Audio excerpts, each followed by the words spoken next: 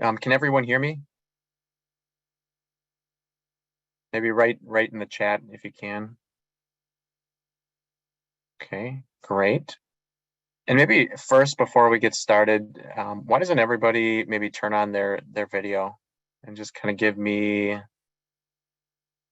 take a quick glance at who everyone is here. I know some of you I've met before or maybe officiated some of your games.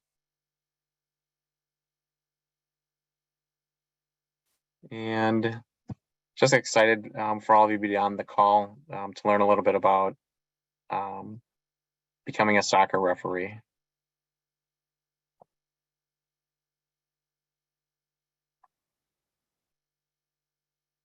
Okay. Yeah, there's a few more people. This is kind of a test to make sure that people are actually here.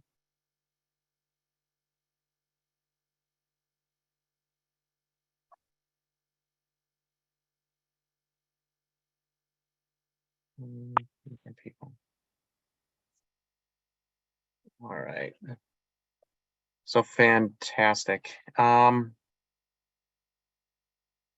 okay, so just some general housekeeping rules, or I guess the meeting tonight is for referee training for the Lakeshore United Community Soccer League. Okay, and so what completion of tonight's meeting enables you to do is referee any games hosted in the Community League, Rec League in Oostburg, Cedar Grove, Belgium, Kohler, Howard's Grove, Sheboygan Falls, Elkhart Lake, Manitowoc, and I hope I didn't leave anybody out, but kind of those area. Some of the training for grades 1 through 4 tonight will be unique to this league. The training for really the grades 5 through 8, that's really transferable. So meaning if you were to referee anywhere else, that would you'd have a good background, good support base set of knowledge for that. What it does not allow you to do is you're still not eligible to referee select league games. So that's a special certification and set of class time that you'd need to take that one. So this class tonight will be about 3 hours. So from 6 to 9 p.m. The session is being recorded. And yeah, once a couple days after the class is complete, we'll put a link out on the website for everybody to be able to access it so that you can rewatch it or rewatch certain parts, or if anybody wasn't able to meet tonight, you can watch it then at that time. So are there any questions about kind of what this class enables you to do? Or is anybody looking to referee somewhere other than what I had mentioned? Okay. So everybody free to keep your cameras on or turn them off if you want.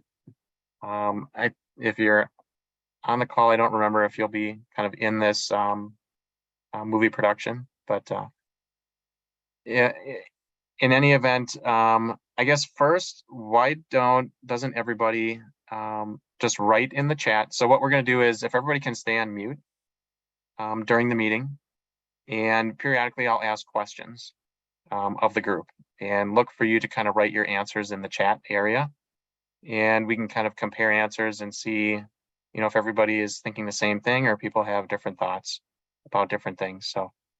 So first off, again, maybe my name is Mike Thill. I'm the referee coordinator for the community league and do a few other things. I got my start in refereeing as a high school student. And at that point in time, our community league, basically, they came to the high school team and said, hey, we need a few people to help referee the games.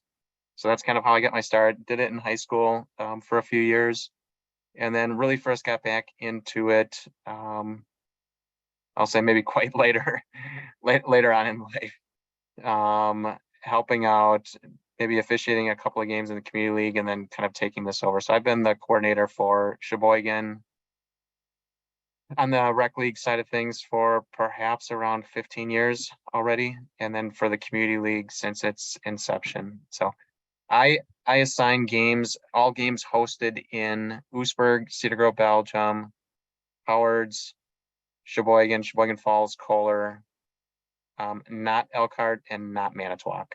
So they have people in those communities assigning, but when all of you fill out your availability, that's I'll send that to those respective areas if you indicate you're only willing to work in those areas.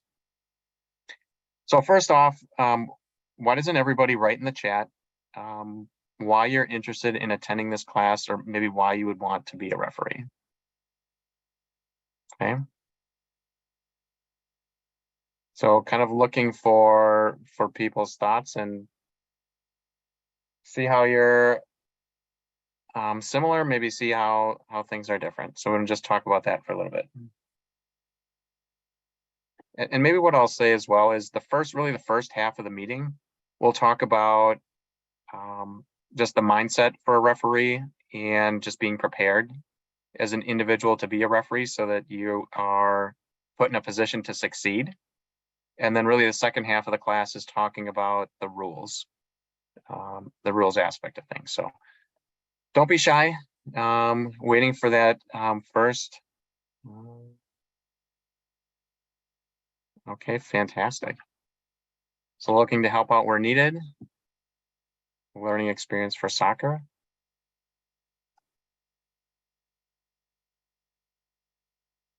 Okay.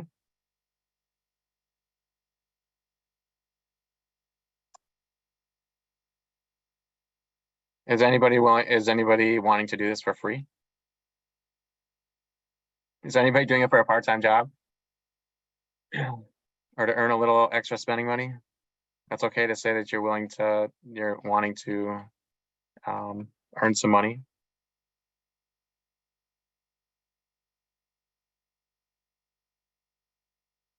Okay, great.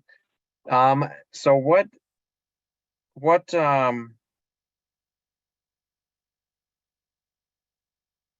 are your expectations of referees? Okay, so most of you are, I assume, players. Some of you maybe coach, but as players, what are your expectations of referees? You can write your thoughts in the chat.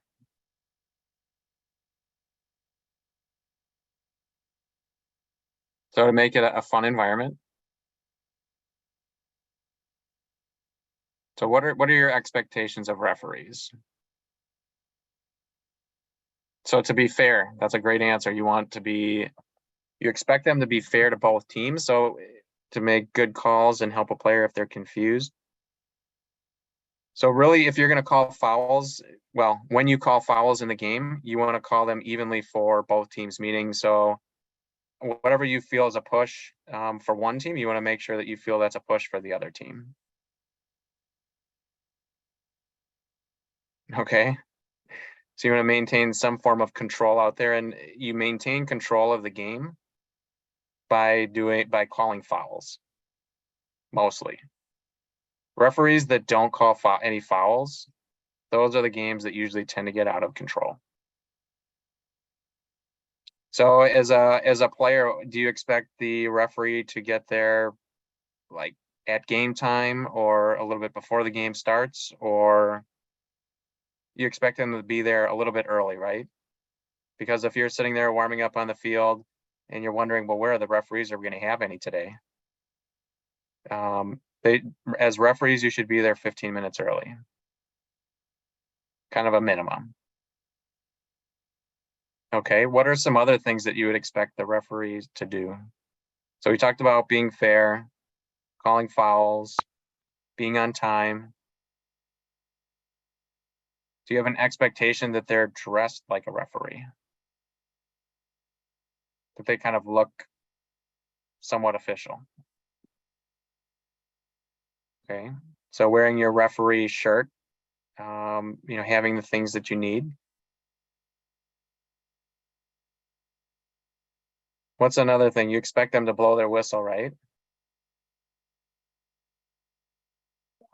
So if you're at a game and the referee's maybe not very practiced, in blowing their whistle. It usually doesn't sound very good, right? Most of the whistles, all the whistles in the community league are the same. It's just, it sounds different just based on how people are using it. Yes, so as part of this, everyone, there will be some pickup dates. Everyone can get a referee shirt, can pick one up, and a referee whistle, and I guess card, depending on the level that you're refereeing, I'll issue you red and yellow cards. So really grades 5 through 8. If you're a little bit older, I would give you those.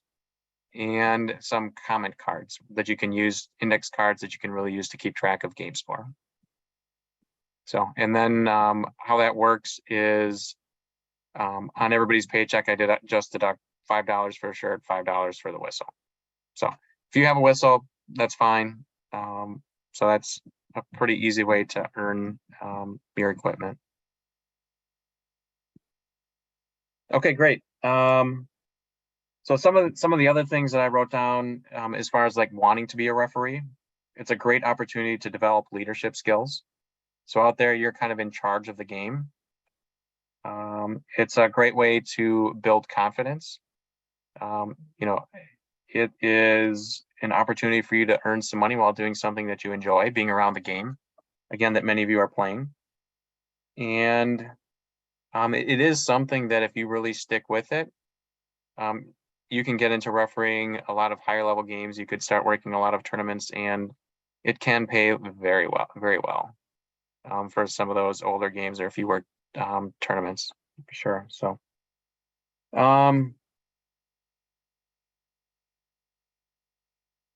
talked about that experience. Right. So some other things that I wrote down as far as expectations of referees: keeping the players safe on the field. So again, that goes to calling fouls, being fair to both teams, consistent, blowing the whistle loudly, be active and engaged in the game. So people generally appreciate referees that are moving about the field versus standing in one spot and just kind of looking to see what's going on.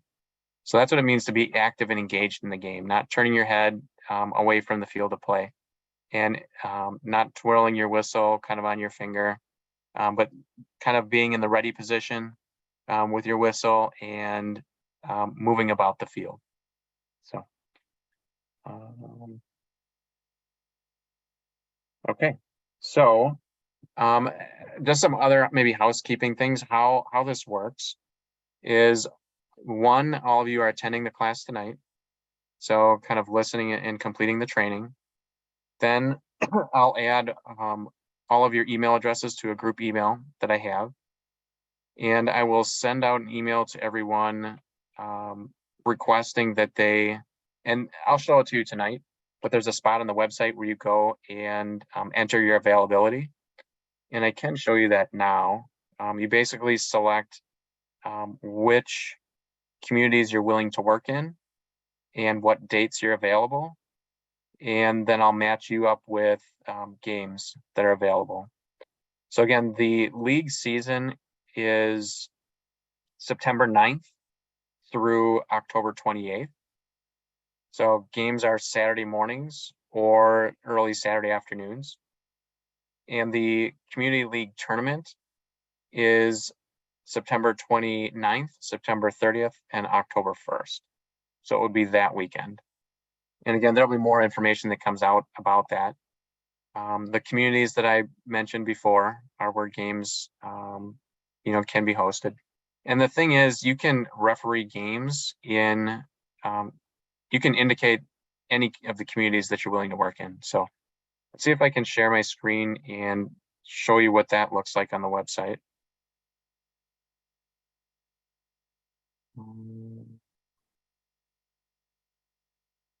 Okay. So, whoops, works good. Okay, so let's try that again. Let's try that again. Here we go.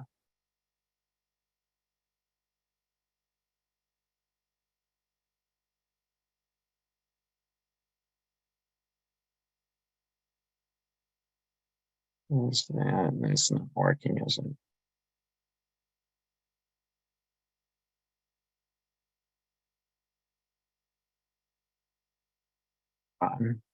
Please bear with me.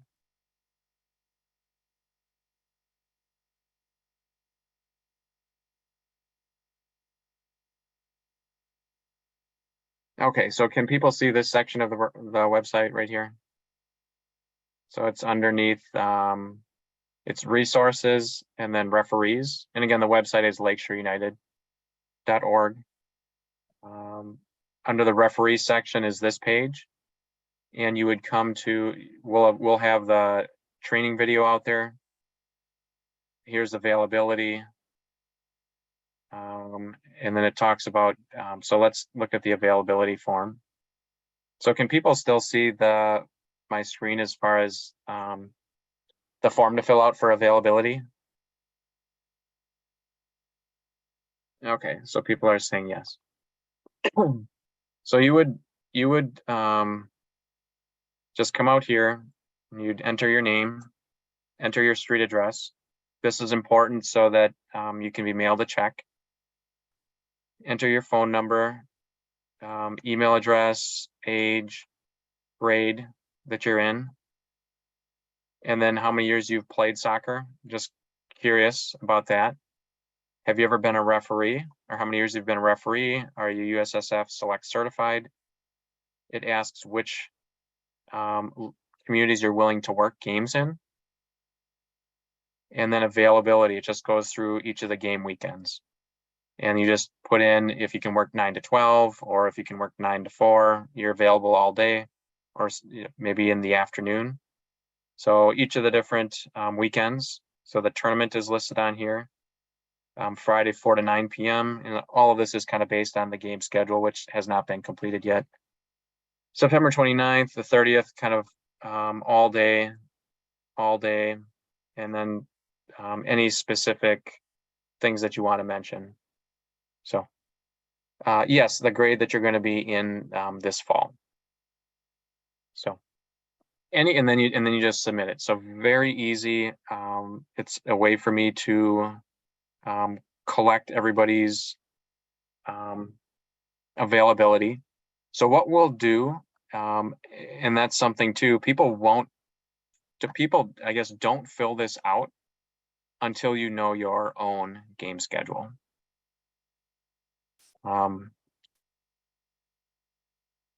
People are waiting on their select game schedules. People are waiting on their community league game schedules if there are players in that league as well.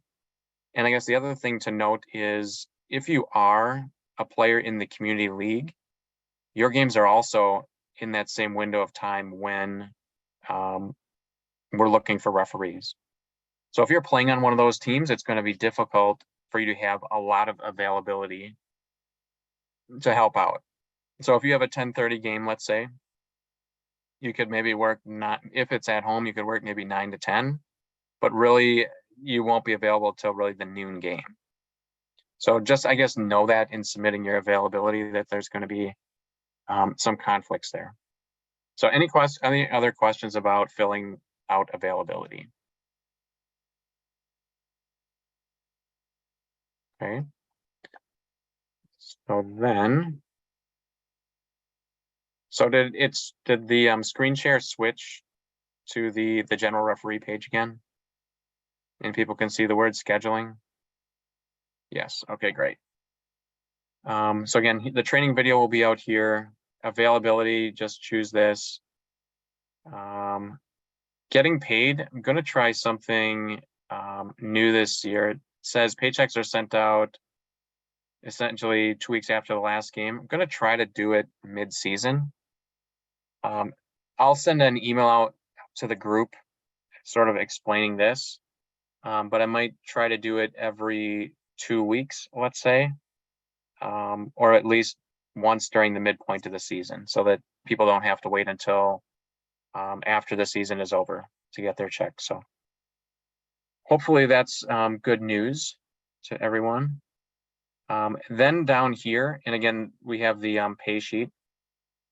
I guess the pay rates, really.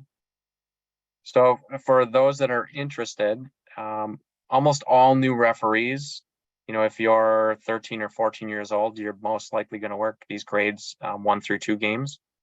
And the pay rate is $10 per game. Grades 3 through 4, that's $14 a game. And again, these are single official games. Grades 5 through 6 is $18 a game for each referee. And grades 7 through 8 is $24 a game. And that's for each official. So these two, grades 5 through 8, we're using 2 referees. And then kind of a note, this would only happen if you're, let's say, a very experienced referee. As a high school student, I would almost certainly not in the first year, 2 years, 3 years of anybody's career would I put anybody on a game by themselves intentionally. It would only happen if your partner wouldn't show up. But for any adults that are maybe very capable of working grades 5 through 6 game, if there aren't enough referees, you would make time and a half essentially. So by yourself, $18 a game, it would be $27 for that grade 5 through 6 game. So any questions about the pay? And again, that's where filling out your address in the in that availability is important. All right, so then on the rest of the site here, we have the full game rules. We have the games 1 through 4 modifications, and then some other training type items. So just going to, the first sheet that we're going to go through is this referee game checklist. So can people see it on the screen?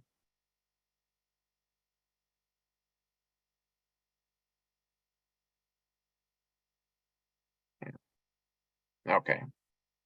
And I'll make this a little bit larger so people can read it.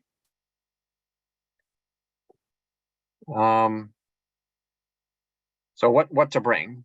Again, this is about being prepared as a referee and kind of setting yourself up to for success. So you want to bring your whistle. Everybody should have a wristwatch. Not use your phone to keep track of time in games. Okay. And so Caleb, that's probably more for the older, those of us that are older. Does it look better now? Or does it feel like it's zoomed in too much?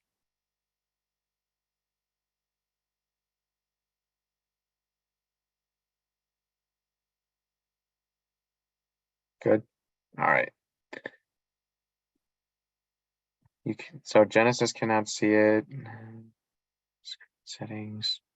Can other people see it in the chat? It's the referee game checklist. Okay, so Brooke can. All right, so good. So Genesis, I'll be reading through it so you can listen, and you'll be able to. All this information is on the website, so people can look it up at their own leisure. So as far as a watch and keeping time in the game, people should have a wristwatch. It should not be your phone that you're using to keep track of the time. So again, think of the referees that have worked your games, especially the games that you're playing in now. Nobody's using their phone to keep track of the time. People have a watch, just a wristwatch. It's not expensive. You can get them for $10 or less. Any cards, if you're at the older level, something to write with. You want to make sure to wear your referee shirt. You'd want to have something for coin toss. So before the start of the game, you would ask captains and decide, which team is going to defend which side, which team is going to have the kickoff. What I do is, if I would happen to not have one of those, I would probably ask the visiting team to do it, or I'll just put like my hands behind my back and say, okay, guess, do I have a 1 or a 2 showing? And that's kind of how it is. But rock, paper, scissors might take a long time. You might want to bring a copy of the rules along, or any notes that you have, or at least know how to get at the rules. Directions to the field and your field assignments. So essentially, depending on which field you're going to be working, which community you're going to be working in, you want to have an idea of where that field is before you leave that morning to get there. Because what will and can happen is you're going to be driving around looking, your parents are going to be driving around looking for the field, or they're going to drop you off and you're going to try to run to your field and you're going to wonder where that one is. So kind of know that ahead of time. You want to bring some type of a bag or backpack for your personal items. So if you have extra clothes, you put that in there. If you brought anything, everybody should be bringing things to drink for sure, and possibly even to eat. I would recommend if you're there for a few games. And the other thing that I try to do is I try to give everybody at least 2 games that would be back to back.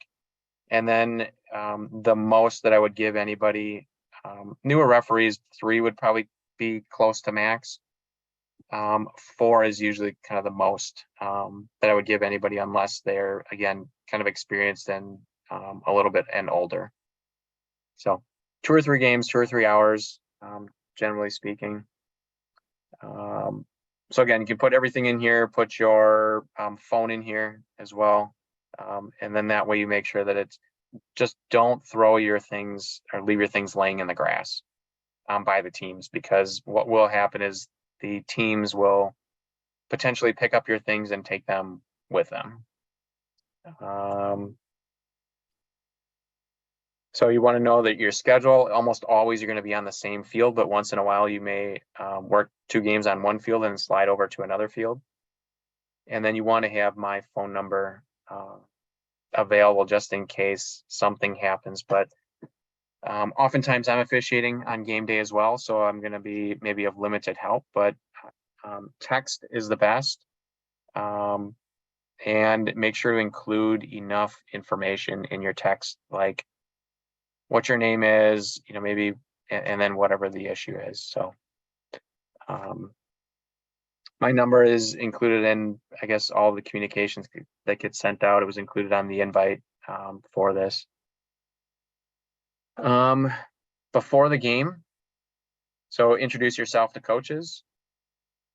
Teams on the same side of the field, each occupying their half, spectators on the opposite side. So this is something that is important. It's the teams on one side and the fans or the spectators on the older ones. So there's a question in the chat. What if you happen to be refereeing or scheduled to officiate a game that has 2 officials, so grades 5 through 8? No, you would not cancel the match if your partner wouldn't show up. You would go and let the coaches know. Say, hey, my referee partner didn't show up. Is there somebody that can help me? Okay, so the games, what I want to say is the games, even if there is not an official that would be there, play the game. Because people have set aside time in their day to come, and in some cases travel a little bit of distance to get there. So everybody that has arrived wants to play a game. So you would ask the coaches, hey, is there maybe an assistant coach that could help me? Or, is there one of your parents that would be willing to sort of help out as well? And then the coaches maybe can watch a sideline. But especially if you're younger, I would not recommend doing it on your own. It just is, it can be a challenging situation with probably more opportunity for it to be a bad experience than a positive one. So good question though. So again, this is something you want to, if groups are not doing this, that's just something that you could ask the coaches to talk, help get everybody arranged. Requesting coaches to use cones to mark the corners of the field. I think in In some communities, there are maybe flags that are marking the fields. If there are some that don't have it, I would request maybe ask the home coach to maybe put some disc cones out there. And it's really for the referee's benefit. Can you see the boundaries of the field? Yes or no? And on those small fields, they're pretty small, so it's a good chance that you can without anything. But you would request the game ball as the referee. And it's important to make sure that the ball is the right size. So if people write in the chat, what's the correct size ball for grades 1 through 2?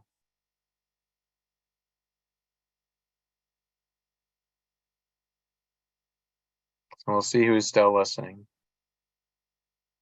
Okay, great. Size 3 is the correct answer. So what's the size ball used for grades 3 through 6? Okay, good. Those are the 4s. And then grades 7 through 8 is, right, 5. So what can happen is potentially a coach would give you a ball that is not the right size for that age group. And it's part of your responsibility to make sure that the right size ball gets used for that particular game. So if the coach would give you for a grades 1 through 2 game, they would give you a size 4 ball. That's something you'd want to look at and say, hey coach, I notice this is a size 4. Do you have a size 3? That's what we should be playing with. And what coaches will do sometimes is they will, whether it's that or something else, they'll say, well, last week, that's what we've been doing the last couple of weeks, or that it's been okay all season. And that becomes sort of a problem. So that's why it's important for all of us as referees, to be consistent in what we're allowing and what we're not allowing. Just because if something's not right, just because it has been allowed in past weeks, doesn't mean it should be allowed for your game. So that's something to kind of keep in mind. Other things, you want to inspect the ball. So again, is there enough air in it? And all of you could press on the ball and just see that. Maybe you bounce the ball. So those are things, and it would be up to the coach. Hey coach, do you have a different ball with a little bit more air, or could you put a little bit in this one? Very easy. If the one coach doesn't seem to have a ball that's going to fit well for the game, then I would say ask the other coach. And generally you would ask the home team for the ball. Then we talk about inspecting the players. So reviewing the player equipment for each team separately. So this is maybe a holdover. You can inspect the equipment for both teams at the same time.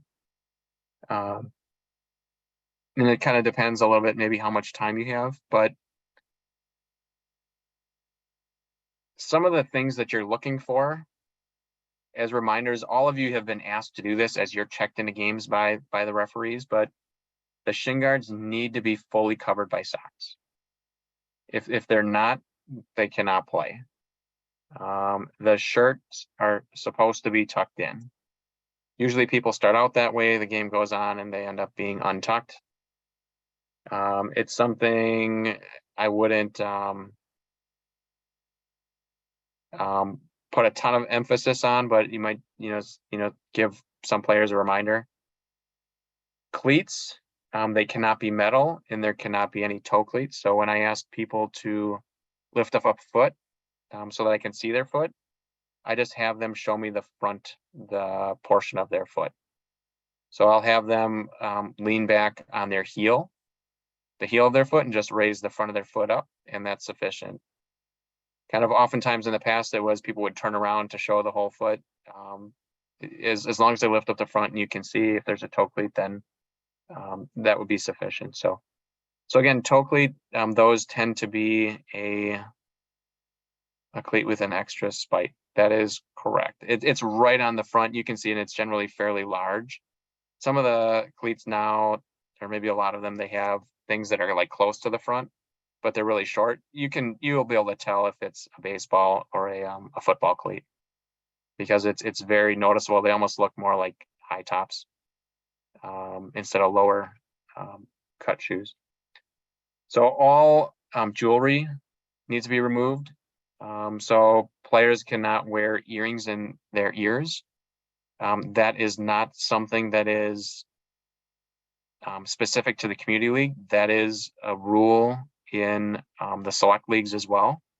If you see players that are being allowed to wear them in your leagues, then the referees are making a mistake, basically. They're not following the rules to the letter of the law. And taping them is not a sufficient solution. The only remedy is to actually have them removed. So you'll run into some players where the response back will be, I just got them pierced. And your response is, I'm sorry, just you need to have them removed if you want to play. So it's just as easy as that. And yeah, baseball cleats, if the toe is cut off, that's fine. Toe cleat is cut off, that's fine. That's something that I've, if they have no other cleats and there's an adult that is capable of handling that, that's fine. But again, so earrings need to be removed. There's no, necklaces or other things like that. Casts are allowed if they're padded and do not pose a safety hazard. So again, it has to be a sufficient amount of padding, and I believe the general guidance is, and that's a hard cast. So if it's a hard cast, it needs to have maybe like a ½ inch or inch of padding. It should on it. If they don't, and what I've done, I've maybe had, if groups have a sweatshirt along, they could wrap and tie that around it to, make it so that it's softer and not something that's really hard, or kind of a sleeve or some wrap. So if they don't have it covered, they cannot play if it's a hard cast. Baseball hats are not allowed unless the goalkeeper can, if they want to wear one. Anything with a knot in the back, kind of a big knot, is not supposed to be allowed. The goalkeeper must wear a different color shirt or penny than each of the teams. So again, this is important. Every season I see this happen a little bit, is there's maybe the teams, the game gets started and one of the goalkeepers doesn't have a different shirt on. They're maybe wearing their field shirt. So if you were to notice something like that, you could just, I would say, blow the whistle and say, hey coach, to essentially stop the game. Hey coach, we need a different shirt for your goalkeeper. But again, it should, as a referee, you should never even let the game get started with that being the case. I always, for the older games, always ask the goalkeeper if they're ready. So they'll kind of raise their hand, say, yes, they are. And that's the opportunity where you're looking at the goalkeeper and should be identifying that their uniform is appropriate, that it is a different color. So. Hooded sweatshirts cannot be worn over the head. They must be tucked inside the shirt. So game shirts on the outside, hooded sweatshirts underneath, if it's in the case that it's cold, and then the hood would be tucked in the back. Does that make sense to everybody, or is there any question about that?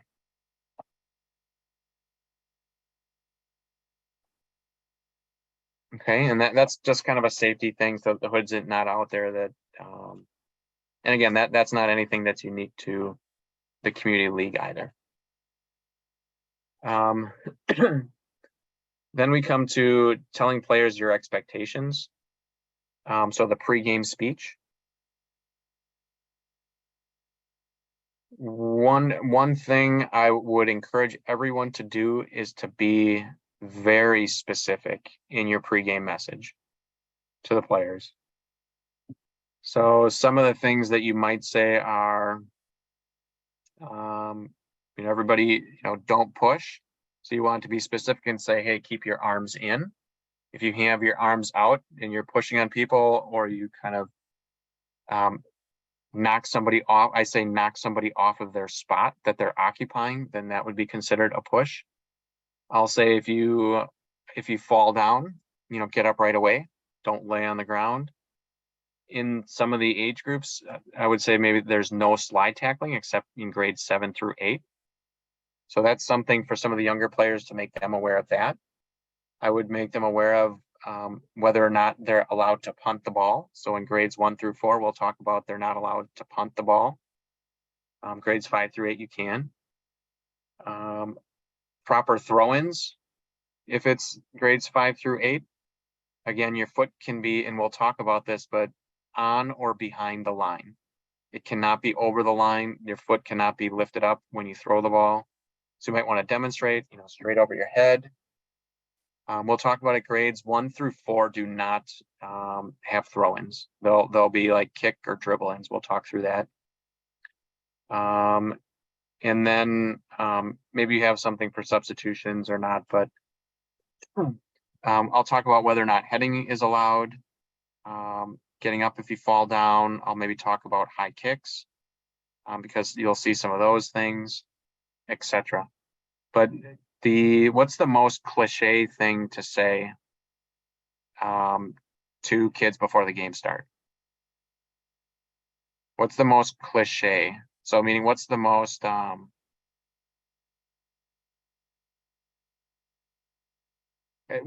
like cliche thing that doesn't really mean what it is? It's let's have a, who can finish it? Let's have a, what kind of game? A clean game, right? That's the most like cliche thing. Like, don't say that as part of your pregame speech, right? Because what does that really mean? It's supposed to mean a lot of different things.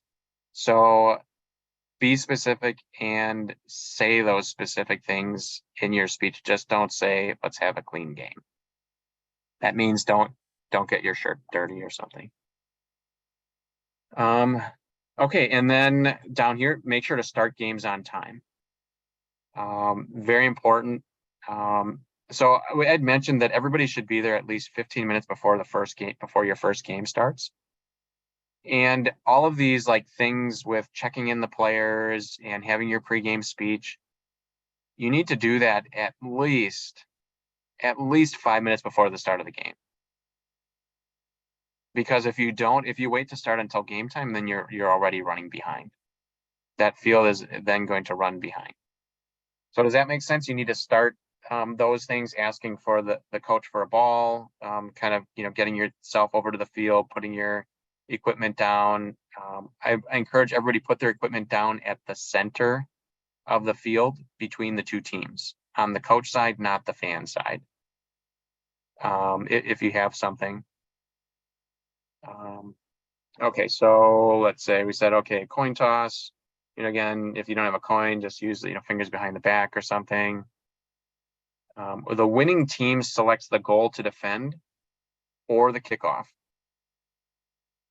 If selecting the kickoff, the other team selects the goal to defend. Right. And then here it talks a little bit about referee position. For single official games, the grades 1 through 4, you should be in the field of play. Don't stand just on the sideline, on one of the sidelines, in the center or running. You should be in the field of play as the referee. And you can kind of see that denoted by the star. Now, if you're working a 2 referee position, so grades 5 through 8, we've got a referee on each side. And when you're facing the field of play, so we have one referee on the coach side, they're facing the field of play. We have the other official on the opposite side of the field, they're facing the field of play. So you put your hand, when you're facing the field of play, your right hand is the side of the field that you watch offsides, the end of the field that you watch offsides for. So if we have 2 people facing themselves, one person's right hand is this, and if I'm facing the opposite way, then it would be this. Does that make sense to everybody?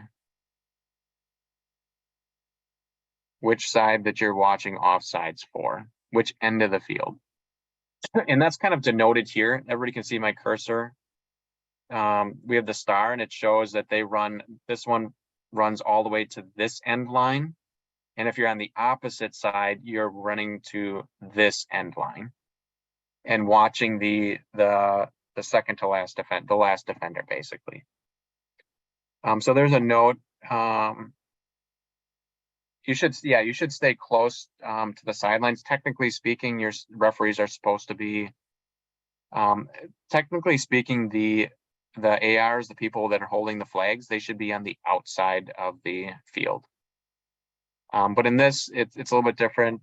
In the two referee system here, each referee has a whistle, and each referee can blow their whistle.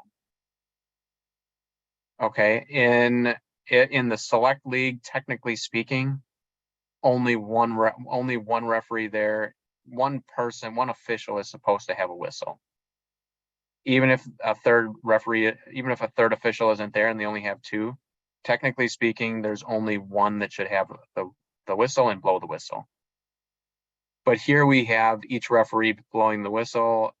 To blow the whistle when it's out of bounds on their side, they can see that to call fouls in when play is near them or closer to them than the other official. Okay, so we said, teams don't have to shake hands again. Some of this is a little bit older. Some of the groups, people are past that. Game card is, again, something that we're not using. So the index cards that I hand out to everybody, what we used to do is have the referees go up after the game and have the coaches sign the card. But we're not doing that anymore. So the game card is for you to keep track of score on.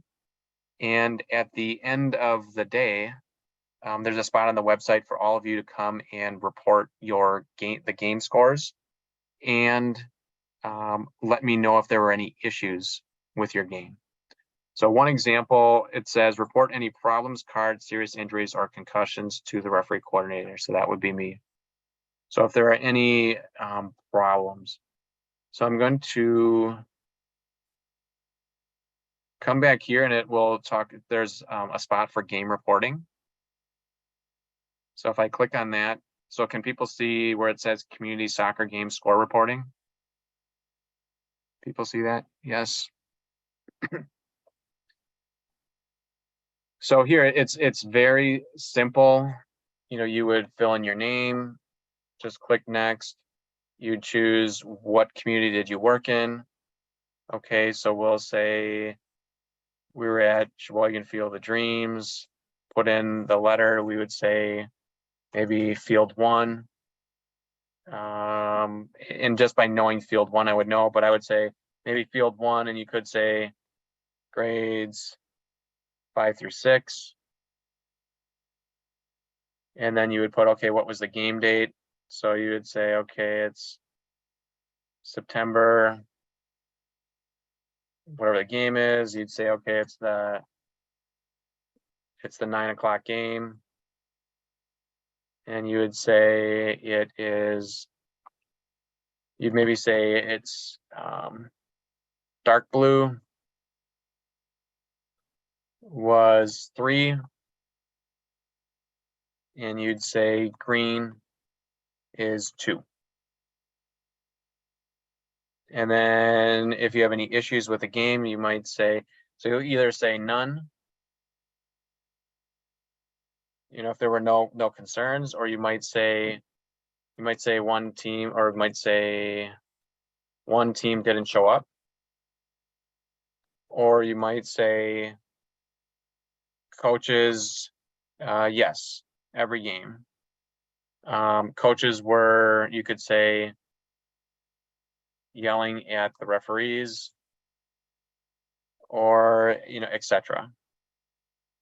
Or you could say couldn't see the lines on the field.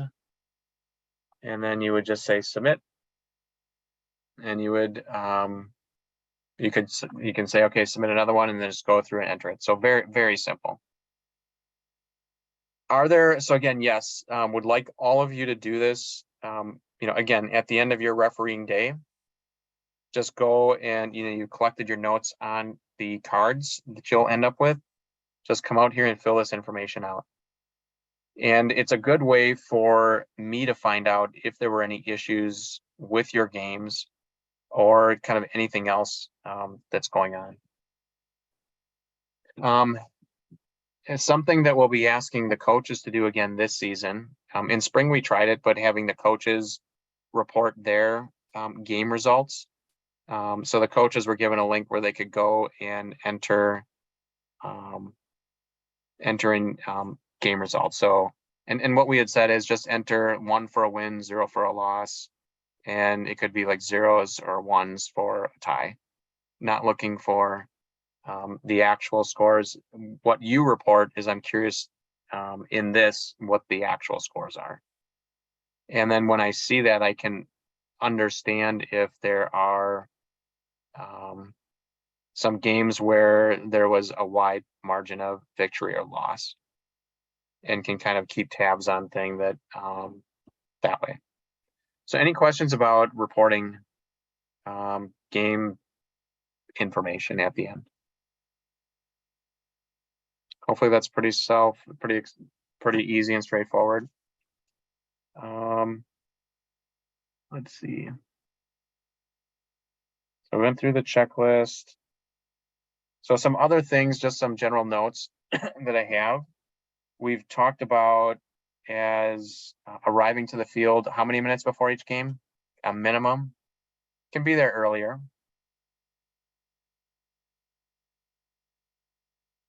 15, great. That was a good question. If there are 2 referees on a field, technically only one of you would need to submit the game information, but you want to make sure that that person does in fact do it. And again, one thing you could say is, my referee partner didn't show up. So yeah, 15 minutes minimum before the start of each game. You want to know the weather and dress appropriately. So I missed some other helpful hints. It says know the rules. And again, knowing the rules, we'll get into that in the second half of the meeting. But treat this as hopefully your favorite class in school, where you're going to study it a lot and know it well. So we'll get into cancellations a little bit later. You want to work and referee like you want to be there. You want to blow your whistle for everyone to hear. You'd maybe indicate what your call was. Was it trip or push? Hand signals, I guess, not really needed in the community league, in my opinion. Use whistle to control and stop the game. So who knows? We'll just do a quick trivia. What does, when a referee restarts a game after a foul? If the referee, how do you know if the referee does not say anything? If the referee has their hand up in the air before the person takes the kick, what does that mean? And you're probably not going to see this much in the community league, but in the select league, referees should be doing this. So does anyone know if the hand is up in the air when the game is being restarted from a foul?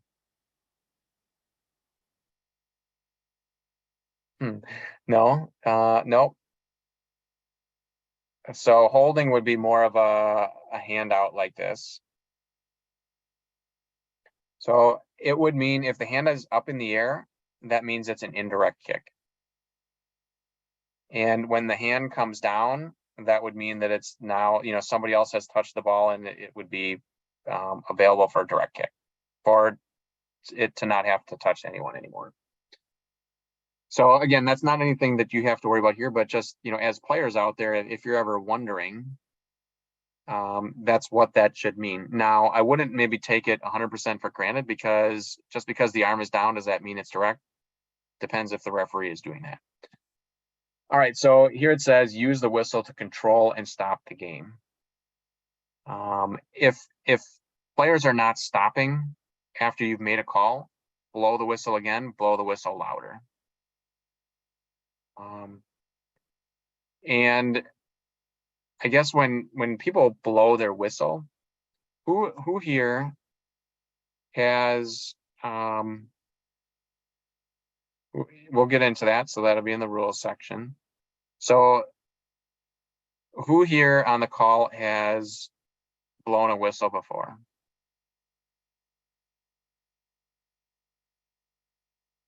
So hopefully everybody who officiated in past seasons, but I'm sure that a lot of people where this is the first time that you're going to be refereeing, you've not blown a whistle before. So how I try to explain it to people is that blowing a whistle is you hold it between your fingers like this, and you would kind of, I should have one handy. It's like a quick, short, biting down type of blow. It's not like you would blow up a balloon. So it's not like how you would blow up a balloon at all. It needs to be kind of a short, quick burst, and then that'll help the sound be sharp. So definitely something that you should practice before your first game. It's something you should practice outside of where you're living. Maybe not in the house. Maybe you can in the house a little bit until parents maybe yell at you. But so that's something. But we're talking about know the weather and dress appropriately. So again, many of you, I'm sure, are not in the habit of watching, the news or the weather. Maybe everybody is using a weather app. If you have, so modern technology, there are whistles out there where essentially you don't have to blow it. You can just like hold it and press a button to do it. Those you can use those if you want. And I have seen a couple of referees use them. So, but that's not that would be you needing to go out and get one of those. That they're not that loud. So again, knowing what the weather is going to be like. How many of you are in the habit of before a game, day before or something, you're checking the weather to see what it's going to be like? Do some of you do that? And if you don't, are you asking your parents, or are your parents kind of telling you what it's going to be? And it's okay if your parents are the ones telling you, but the point is the same as if you're a player and you're going to try to be ready for a game. You want to know what the temperature is going to be. You want to know, is it going to be windy? You want to know if it's going to be raining. You want to know if it's going to be, again, if it's 90 degrees versus 40 degrees or 30 degrees, it makes a difference in how much clothes you wear and what you do. So as a referee, so we're gonna, well, who needs to, if it's cold out, who needs to wear the most amount of clothes? Is it the spectators, the referees, or the field players in order to stay warm? Okay, so Jamie's got a quick answer for the spectators. That is correct. Who needs, for a game, if it's a cold weather game, who needs to wear probably the least amount to still feel comfortable and not freezing? The players. So the referees are in between. The referees need to wear more clothes than a player because generally speaking, you're not running around as much. And it's more likely that you're going to become cold. So don't be afraid to wear hats, gloves, jackets yourselves, sweat, different, pants, athletic pants. Do those things, layer up, because there's nothing that makes me feel, well, I feel bad if I'm out and I see referees out there in shorts and a t-shirt and it's 40 degrees and it's windy or it's raining and I know they're going to be out there for 3 games. That's kind of the other thing, is that generally speaking, spectators and players, they're there for 1 game. Referees are going to be there for a couple of hours. So you need to make sure to dress appropriately, and that's where, bring extra stuff along if you need it. So that's a thing you want to, if it's going to be, the other thing that we see is if it's going to be really sunny all day long, make sure to put suntan lotion on. As a player, you maybe don't have to do that. You're not going to be out there that long, but as a referee, you might be out there 3-4 hours. Or, those that end up working the tournament every year, there's people that are sunburned, we'll say. So that's a thing.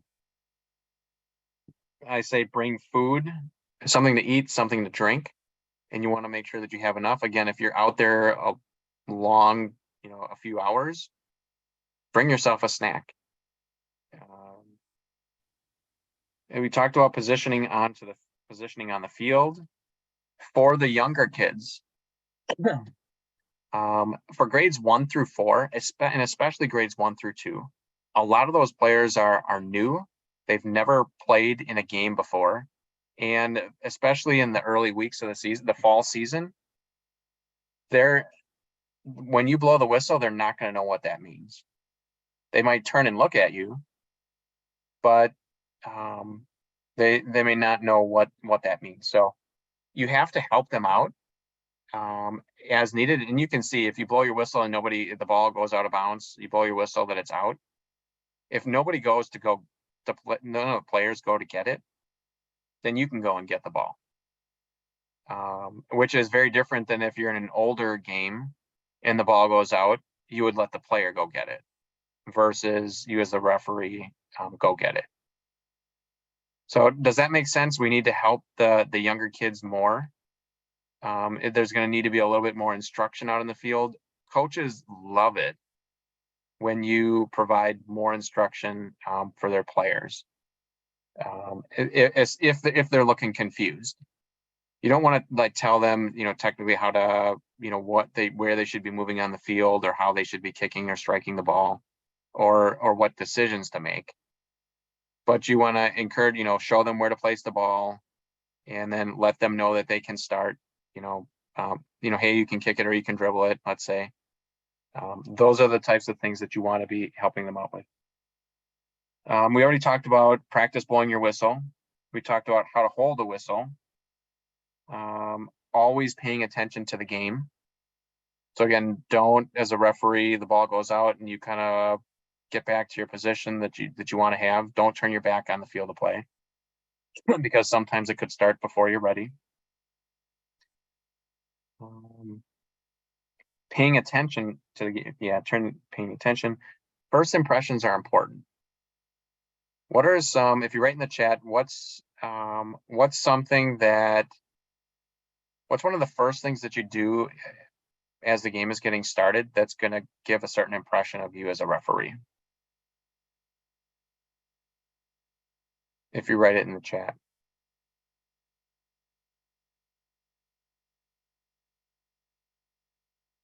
What are some of the first things that are going to, maybe introduce yourself to the coaches, look prepared, greet the coaches.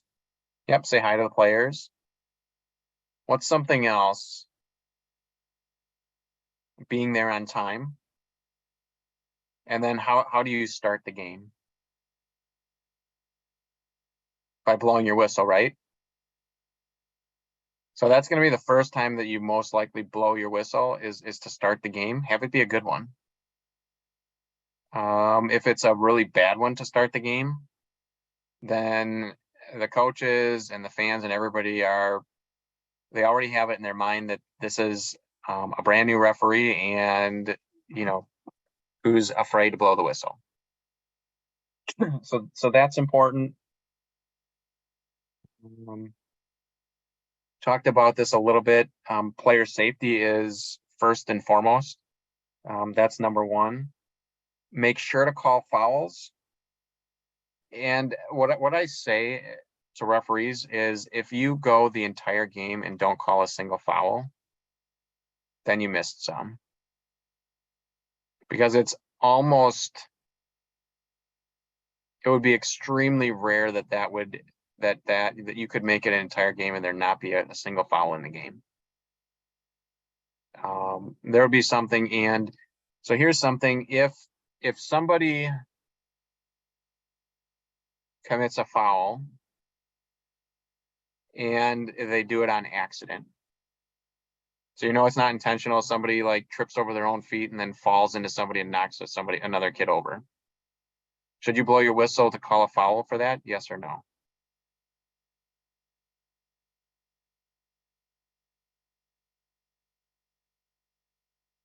I have 2 yeses. Yes, it's a foul, even if it's an accident, even if it's not intentional. The reality is that it still happened, and the player can be sorry. That's maybe, then of course maybe you're not looking for any kind of card consideration, but so even if it's an accident,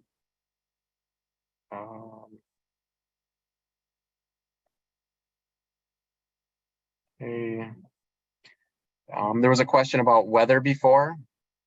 So the league will make a decision as to whether or not games are canceled for bad weather, if I guess ahead of time.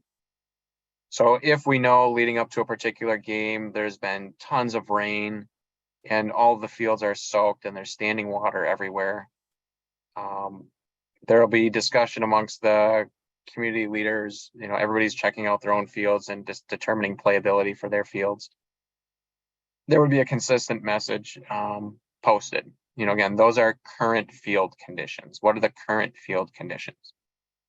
And as the referee coordinator, I would send an email to all of you letting you know if there was something like that. Now, so that's current field conditions. Otherwise, like if everything's fine and then the games get started. So again, we don't do anything really based on weather report. There's very little done on what the weather is anticipated to be. It's more about what are the field conditions now, and then what happens actually during the game. So if there is not a league-wide, let's say, cancellation of things, all of you, unless you hear from me, you show up to your games. So as referees, you don't have to make any decisions as to whether or not you're going to go to your game because it's raining or whatever. Everybody goes to their games unless you would hear from your particular referee coordinator. And in most cases, that's me. If it starts raining during a game, a lot depends, but generally just because it's raining, that doesn't mean the game gets stopped or canceled. All of you, again, I'm sure as players, all of you have played in games where it has been raining to some degree. But where common sense comes into play, especially for the younger ones, as the referee, you would be working and having a conversation with the coaches.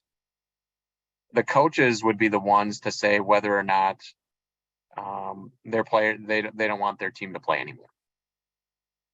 So if it's a first grade game and it's sprinkling rain, okay, that or drizzling, that's fine. But all of a sudden, it starts to be heavy rain. The coaches would maybe say, hey ref, let's just cancel the game. So that's how that would work. It wouldn't be that the referee, as a referee, you could say, hey coaches, like, are you okay with this weather, or would you want to stop? But as the referee, you wouldn't, just for rain, you wouldn't stop the game unless field conditions became unsafe. There'd be standing water in places. Does that make sense, or are there any, I guess, questions? The main thing is, unless you hear from me, you go to your game. And I would let everybody know it would be at least, let's say at least an hour. Now, what I mentioned before is once the games get started for the day, then most likely it's going to be on a field by field basis. So there could be first grade games that the coaches decide that they want to stop. And there could be grades 7 through 8 that they're going to keep playing because it's rain, the kids are older. Temperature makes a difference as well. If it's 70 degrees and it's light rain, that almost feels nice. So basically play, and then there'd be a conversation with coaches. If there's lightning during the game, then you need to stop the game. And there needs to be it's in the rules that we'll look at later, but I believe it's at least a 20-minute break. And oftentimes, depending if that were to happen, most likely we wouldn't necessarily wait 20 minutes and back up all of the other games 20 minutes. We would probably end that current game and then give all of the games that are after it an opportunity to be played on time. And maybe those two teams would do a reschedule. So again, if it's 9 o'clock and there's a lightning strike in the 9 o'clock game, you might say, hey, you know what? We could wait. We're for the young games, there's extra time in between, but the older ones, there's not a lot of time in between. So it could be something you wait 20 minutes and kind of see, but it would be fairly likely maybe that it would end up being canceled. So, and again, it's something to work with the coaches on, but definitely if there is lightning, if it continues, games cannot be played.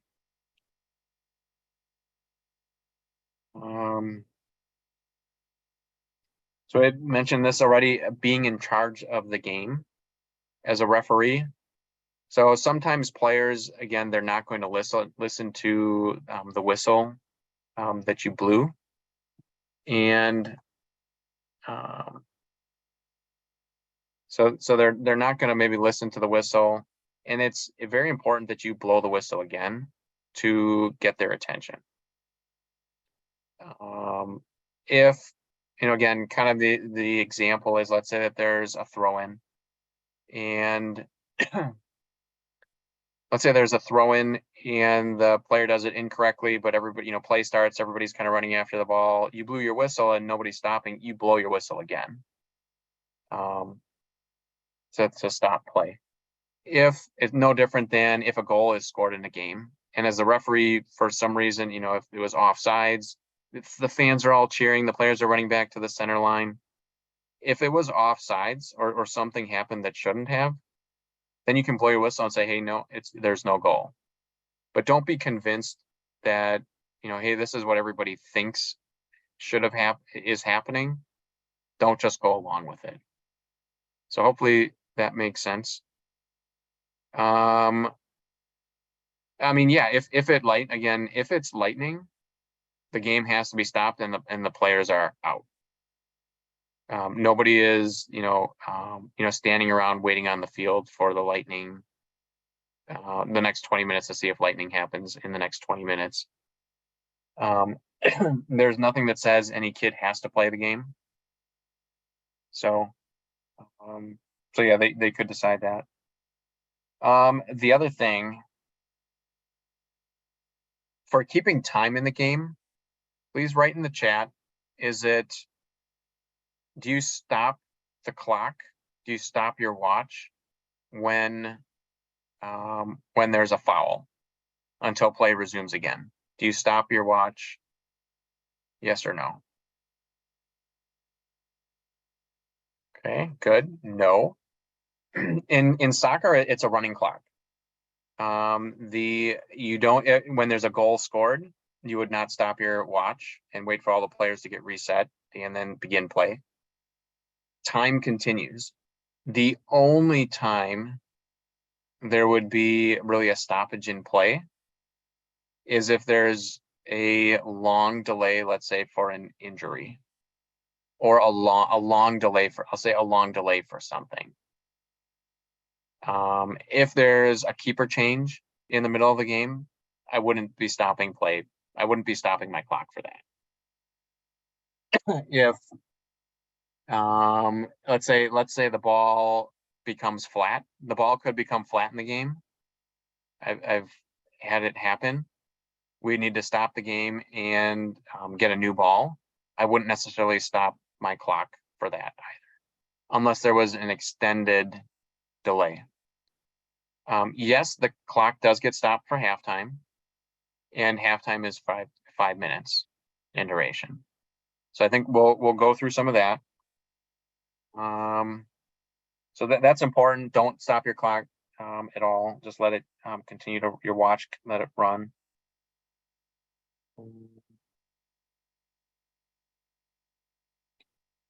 So again, we already talked about the teams have to be wearing different colors. If they show up with the same color, then one team needs to wear pennies. And I would say it's the home team that should change into pennies. If either one of the coaches has them, hey, then great.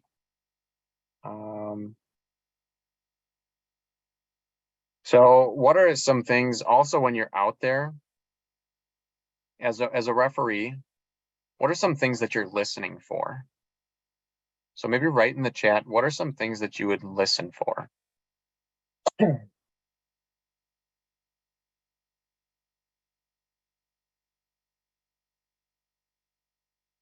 Okay, listen for goals. Goals are something that you would see, but what are some things that you should be listening for? So bad sportsmanship, maybe maybe some of the players are taunting or doing some things like that to the other team or making fun of the other team, or so I mean those things are you'd want to bring to the attention of the coach. If they're older, then those things could be yellow cards for that. What are some other things that you're listening for? What would you be listening for to the coaches for anything?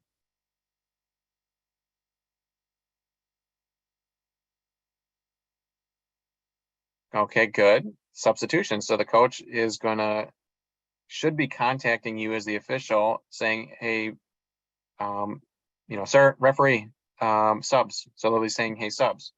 So that's something that you should be listening to so that you can blow your whistle when a team is substituting. You should blow your whistle that you would stop play and then let the teams get new players on and have some players come off. Coaches should not be just substituting players without you stopping play. Okay. They need to wait for you to blow your whistle. Otherwise, you'd say, hey, coach, you can't sub unless, I signal that. So good. Another one, when someone's hurt, when someone is hurt that you don't see. So yeah, coaches or other players might say, hey, we've got a player hurt or a player down. So that would be something where they're trying to communicate to you to have you stop the game. Other things, so substitution, somebody's hurt, bad sportsmanship of the teams. Those are all good. Those are things to be listening for, because I've seen it too, where all of a sudden a referee is not listening and they don't hear the coaches calling for substitutions, and so the coaches get frustrated and it's not happening. So,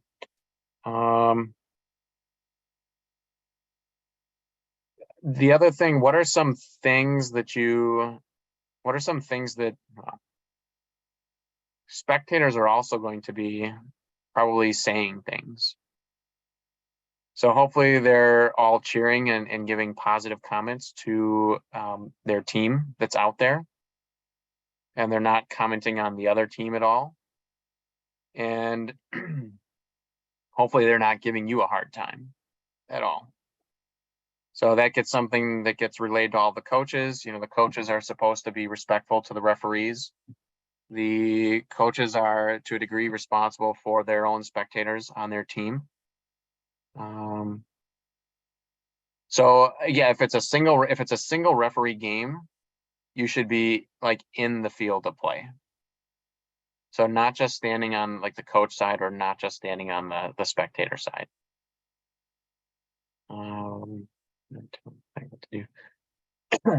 Yeah, in the middle, kind of moving about the play, but you want to make sure that you're not Again, as a player, think about the referee positioning in your games. You don't want the referee getting in your way as a player. But yeah, whether it's kind of on the middle or kind of on the side, and you're kind of moving about the field, you're kind of maybe jogging around in the field, staying where you can actually see if the ball is out or not on the sidelines. You have to, you really can't see from one sideline to the other very well or exactly. But yeah, coach or comments from fans, if they're saying, "Hey ref, that was a foul, blow your whistle." In that case, what do you do? Do you ignore their comment or do you respond to it? So type ignore or respond. Okay, good. Ignore. So do not respond to that. The minute a referee turns around and starts responding to the spectators, that usually situation doesn't get better. And all of you should expect that there are going to be things that happen in the game where you missed a call or didn't make the right call, or people are just not happy with the call you made or didn't make. That is going to happen. All of you as players, I'm sure, have been in games and you did not agree with the referee's call or no call.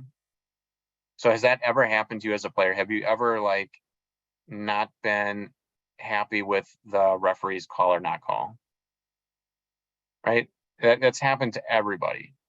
And usually it's probably every single game that there's something that you felt there was a foul and the referee didn't call it, or you felt that wasn't a foul, or why'd you call it on our team that was on the other team? That is common. So there's almost no such thing as the perfect game where you get every single call right, but that doesn't mean you shouldn't try. So again, we talked about, so ignore the fan comments, keep track of the score, take notes of anybody that may be injured. So the other thing is, if you're working with a referee partner, you should talk with them before the game. Introduce yourself. Hey, my name's Aiden, and hey, my name's Jenna. So okay, great. You kind of know, introductions. Talk about which side of the field you're going to be watching offsides for. Just make sure you want to talk about who's going to have the official time on the field, who's keeping track of the time, who's maybe going to handle coach substitutions. If your referee partner doesn't see there's a coach substitution and they're calling for it, the referee on the opposite side of the field could blow the whistle and call substitution. It doesn't have to be that way. If the spectators keep yelling at you, what should you do? I would say that you should talk to the coach on the field, right? So you could, let's say it's in the first half, you say, okay, you know what, at halftime I'm going to go and I'm going to talk to the coach, say, hey coach, your parents are yelling at me, can you ask them to please stop? So that's what I would recommend, in the first half, let's say. If it's in the second half, you maybe don't have another natural stopping point. But, again, it's really not something that I would expect the 13-year-olds, 14-year-olds to do. But if, 16 years old or older on games, that's maybe a situation where, the referee says, hey, we're gonna stop the game unless you stop that. And that's not an easy thing to do at all. It's a lot easier for adults to do that. And that's one of the reasons why I like to have as many adults as possible, especially on those older games, kind of working with kids. But that is something that's out there. It should be very rare. And again, the other thing that you have to wonder is like, why are they mad? Why are they upset? Are you not making the right calls on certain things? And sometimes that's going to be the case. They're going to be mad about a call that you didn't make that you should have. And there's no need to say I'm sorry or apologize or anything like that. It's you ignore it and you just try to do better for the next situation that comes up. But again, that's something that you would definitely let the coach know. If the coaches, those are things that you would let me know as well through that game report or sending me a text. But again, for the referee partner, make sure you know your referee partner's name, who's keeping the official time, which side you're each watching, offsides for, who's gonna blow the whistle to start the game at the after goals scored, halftime, end of game. And then naturally, when you're staying on the same side of the field, as the teams switch sides, you're watching offsides for the other team in the second half. Any other questions? We're very close to a break here.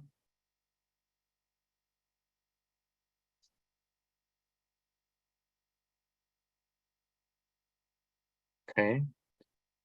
So let me see if I've got another document here real quick. Why don't we do this? Let's take a 5-minute break. So everybody be back at I have 7:30. Let's be back at 7:35. Okay.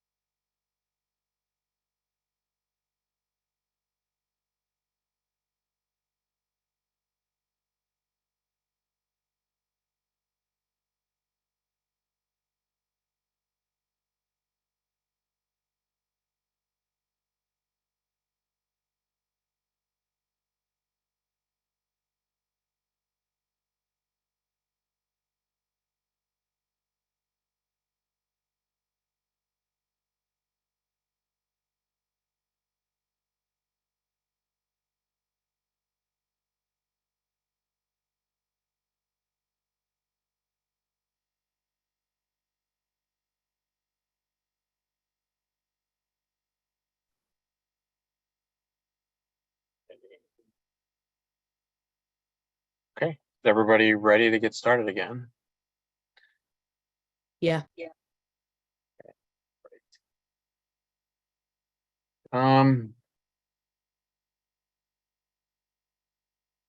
So let's, so that first half of the meeting was really talking about just being prepared as a referee.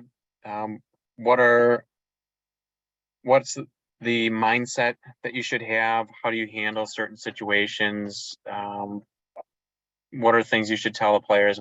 How do you interact with coaches? Those sorts of things.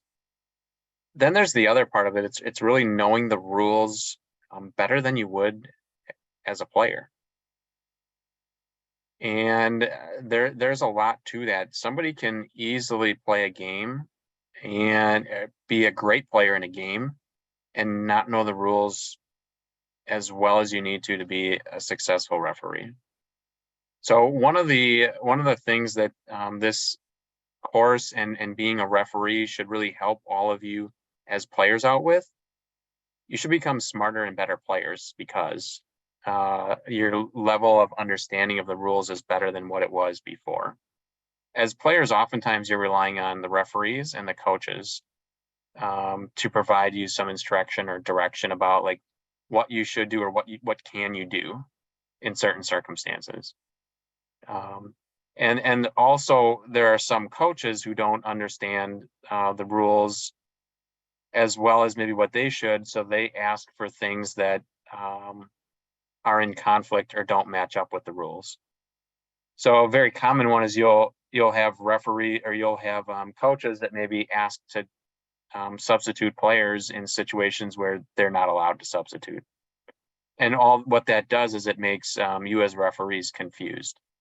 If you're not 100% confident in what the rule is, then when the coach asks to do something that is different, that can be confusing to you. So let's review the rules. And first we're going to go through, most of you are newer referees, or most of you will be working the grades 1 through 4 games. So we're going to talk through those rules first. Then we're going to talk through the full rules. And then I think we'll take one more pass if we can through the grades 1 through 4 rules. So I'm going to share my screen again. Let's see.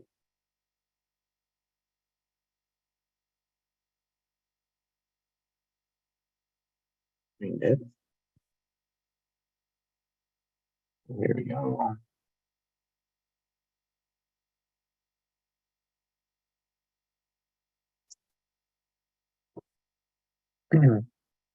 Okay, so do people see my screen? I'm back on the referee page of the Lakeshore website. And I'm going to click on grades 1 through 4 modifications for rules.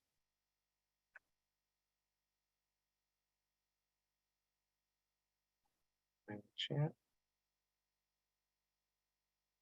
Yes, the rules are going to be different for the younger grades.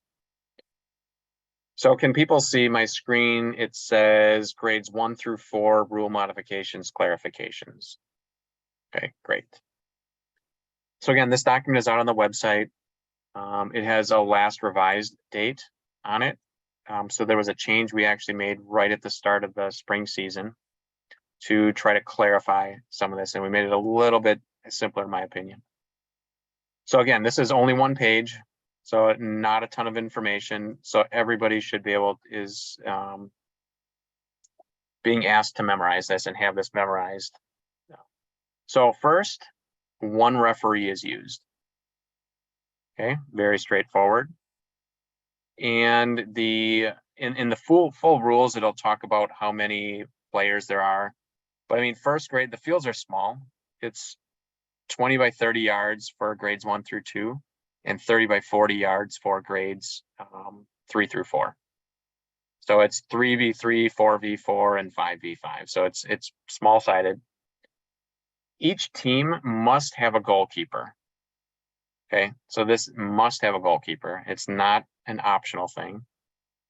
that wears a different color shirt penny than both teams. Okay. So the goalkeeper can move about the field of play if they want. Just because you're a goalkeeper, that doesn't mean you have to stand right in front of the goal. But it does mean you have to wear a different color shirt so that everybody knows who the goalkeeper is. Does that make sense? Or does anybody have a question about that? So if we have red team and we have blue team, red team's goalkeeper needs to wear something different than red or blue, and blue team's goalkeeper needs to wear something different than blue or red. So they could each wear yellow if they want. But just because somebody was wearing a goalkeeper shirt, a shirt that designates them as the goalkeeper, it doesn't mean they have to stay standing right in front of the goal. They could run around the field if they so want. Does that make sense?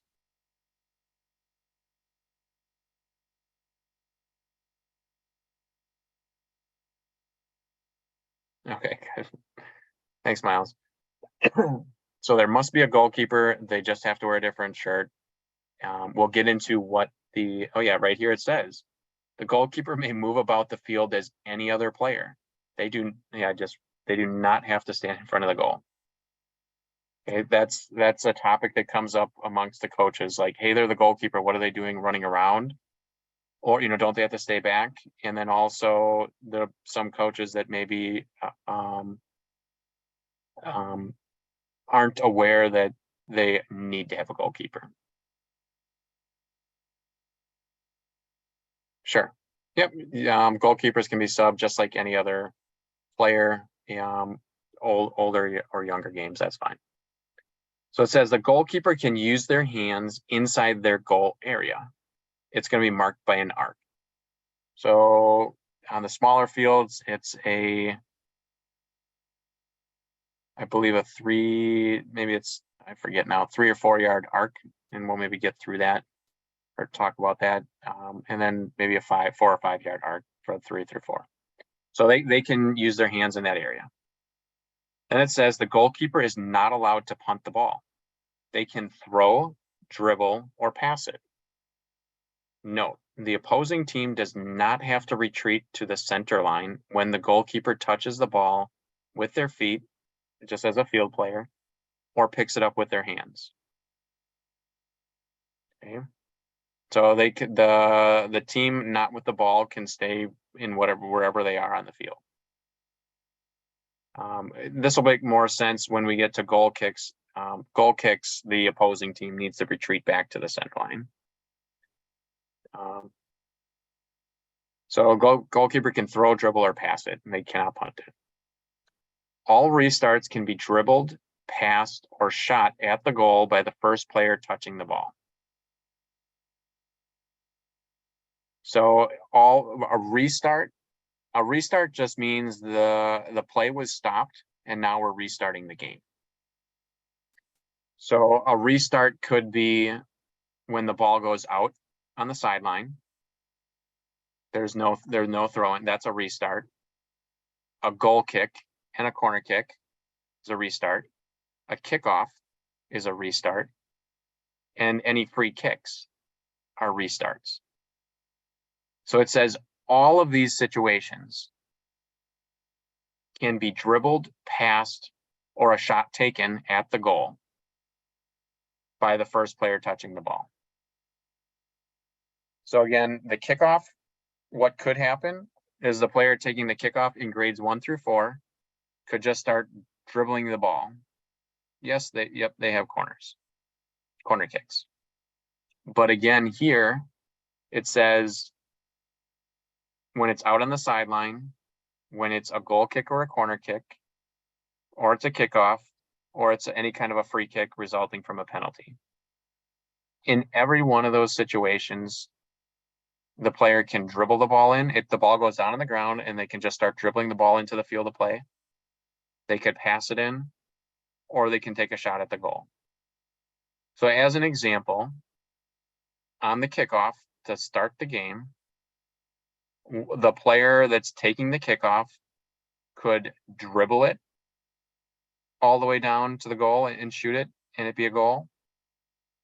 The player could pass the ball, or the player could just, they could just take a shot and it could go into the goal and be a goal.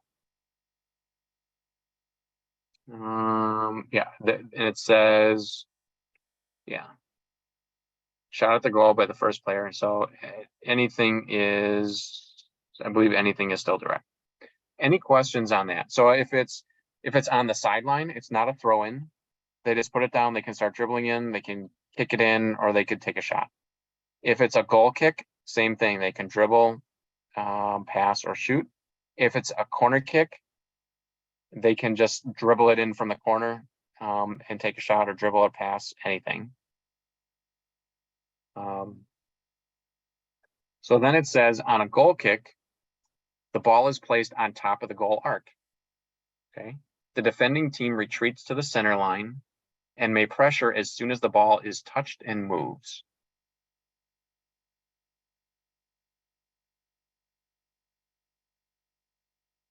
No, nobody has to pass.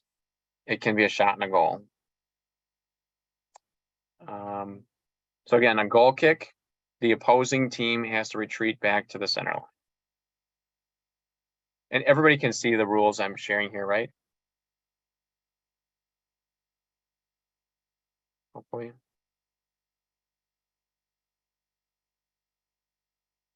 that help if I make them bigger? Okay, so teams, teams alternate taking the kickoff each quarter. Teams switch sides at halftime. Okay, so that's pretty standard. So again, grades 1 through 4, there's going to be quarters. And again, there'll be in Genesis, you should be able, you can write it down, take notes, but otherwise this will be, if you go on the website, you'll be able to see it all. So one thing, if you go to you could use your device to just go right to the website and check it out and see them.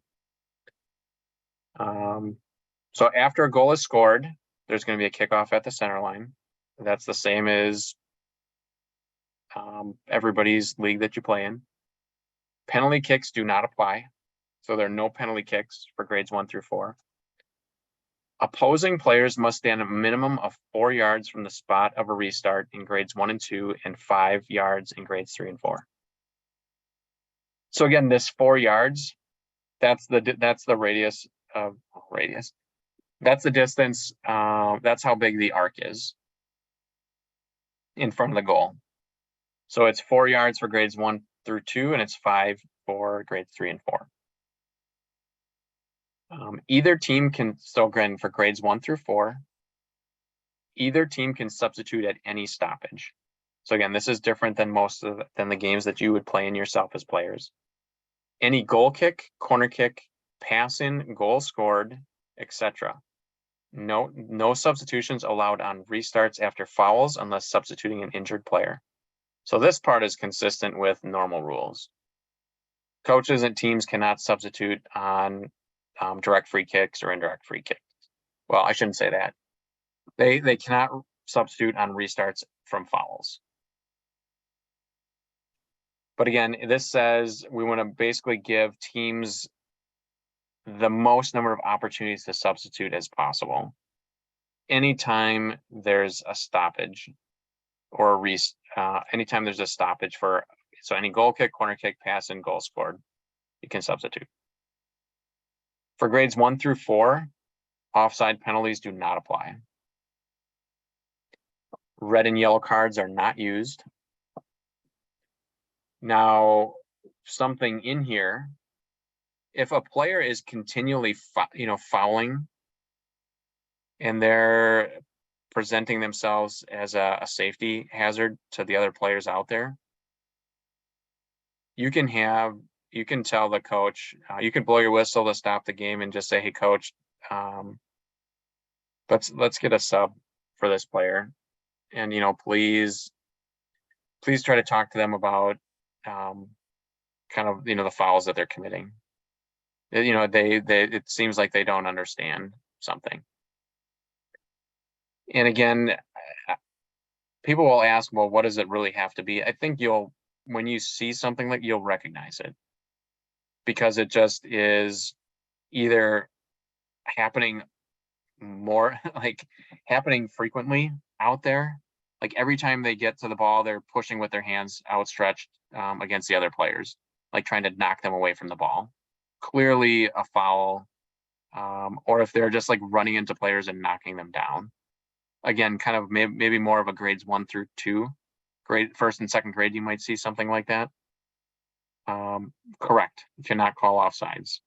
You cannot call. There is no offsides. So offside penalties do not apply.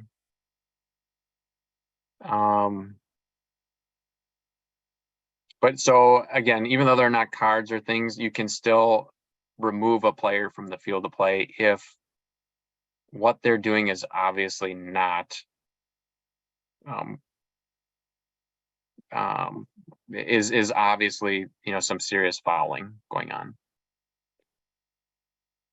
You know, tackling, it could be tackling up, like literally running up the back of somebody like from behind and knocking them to the ground hard. All of you should be, you know, in those situations, blowing your whistles to call fouls.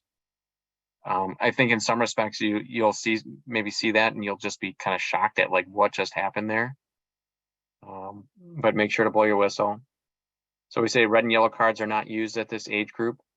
And then the competitiveness rule applies when a 3-goal differential is reached. The losing team may add 1 player. The player is removed if the goal differential is less than 3. So team score is 1-0, 2-0, 3-0. At 3-0, the team that is losing can add another player to the field. It says may add 1 player. That's the most that they would add. And then if that team scores, it's 3-1, then that extra player comes off. If it's 4-1, the extra player can come back on. If it's 4-2, they come off. And the losing team does not have to add a player. You just say, hey, coach, you know, you're as the referee, you're keeping track of score. Say, hey, coach, you can add an extra player if you want. And the coach will say, okay, yep, send another player in, or they'll say, no, that's fine. And that's completely fine. They don't need to add another one. So again, this is it. 1 page. Does anybody have questions on this? And when we go through the full rules apply as the base, and then this stuff overrides the full rules for grades 1 through 4.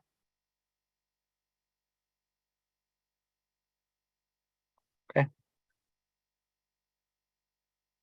So, and again, if there are questions, please ask them. I've realized that, you know, many of you, if you're 13, what do I say? If you're 13, it's possible you've not played this format. Maybe some of you have, like the first year that we tried it, but most of you have probably not played in this kind of a format. So now I'm going to choose the full soccer rules document. I'm going to make this a little bit larger. So can people see my screen? It says Community League Rules and Guidelines.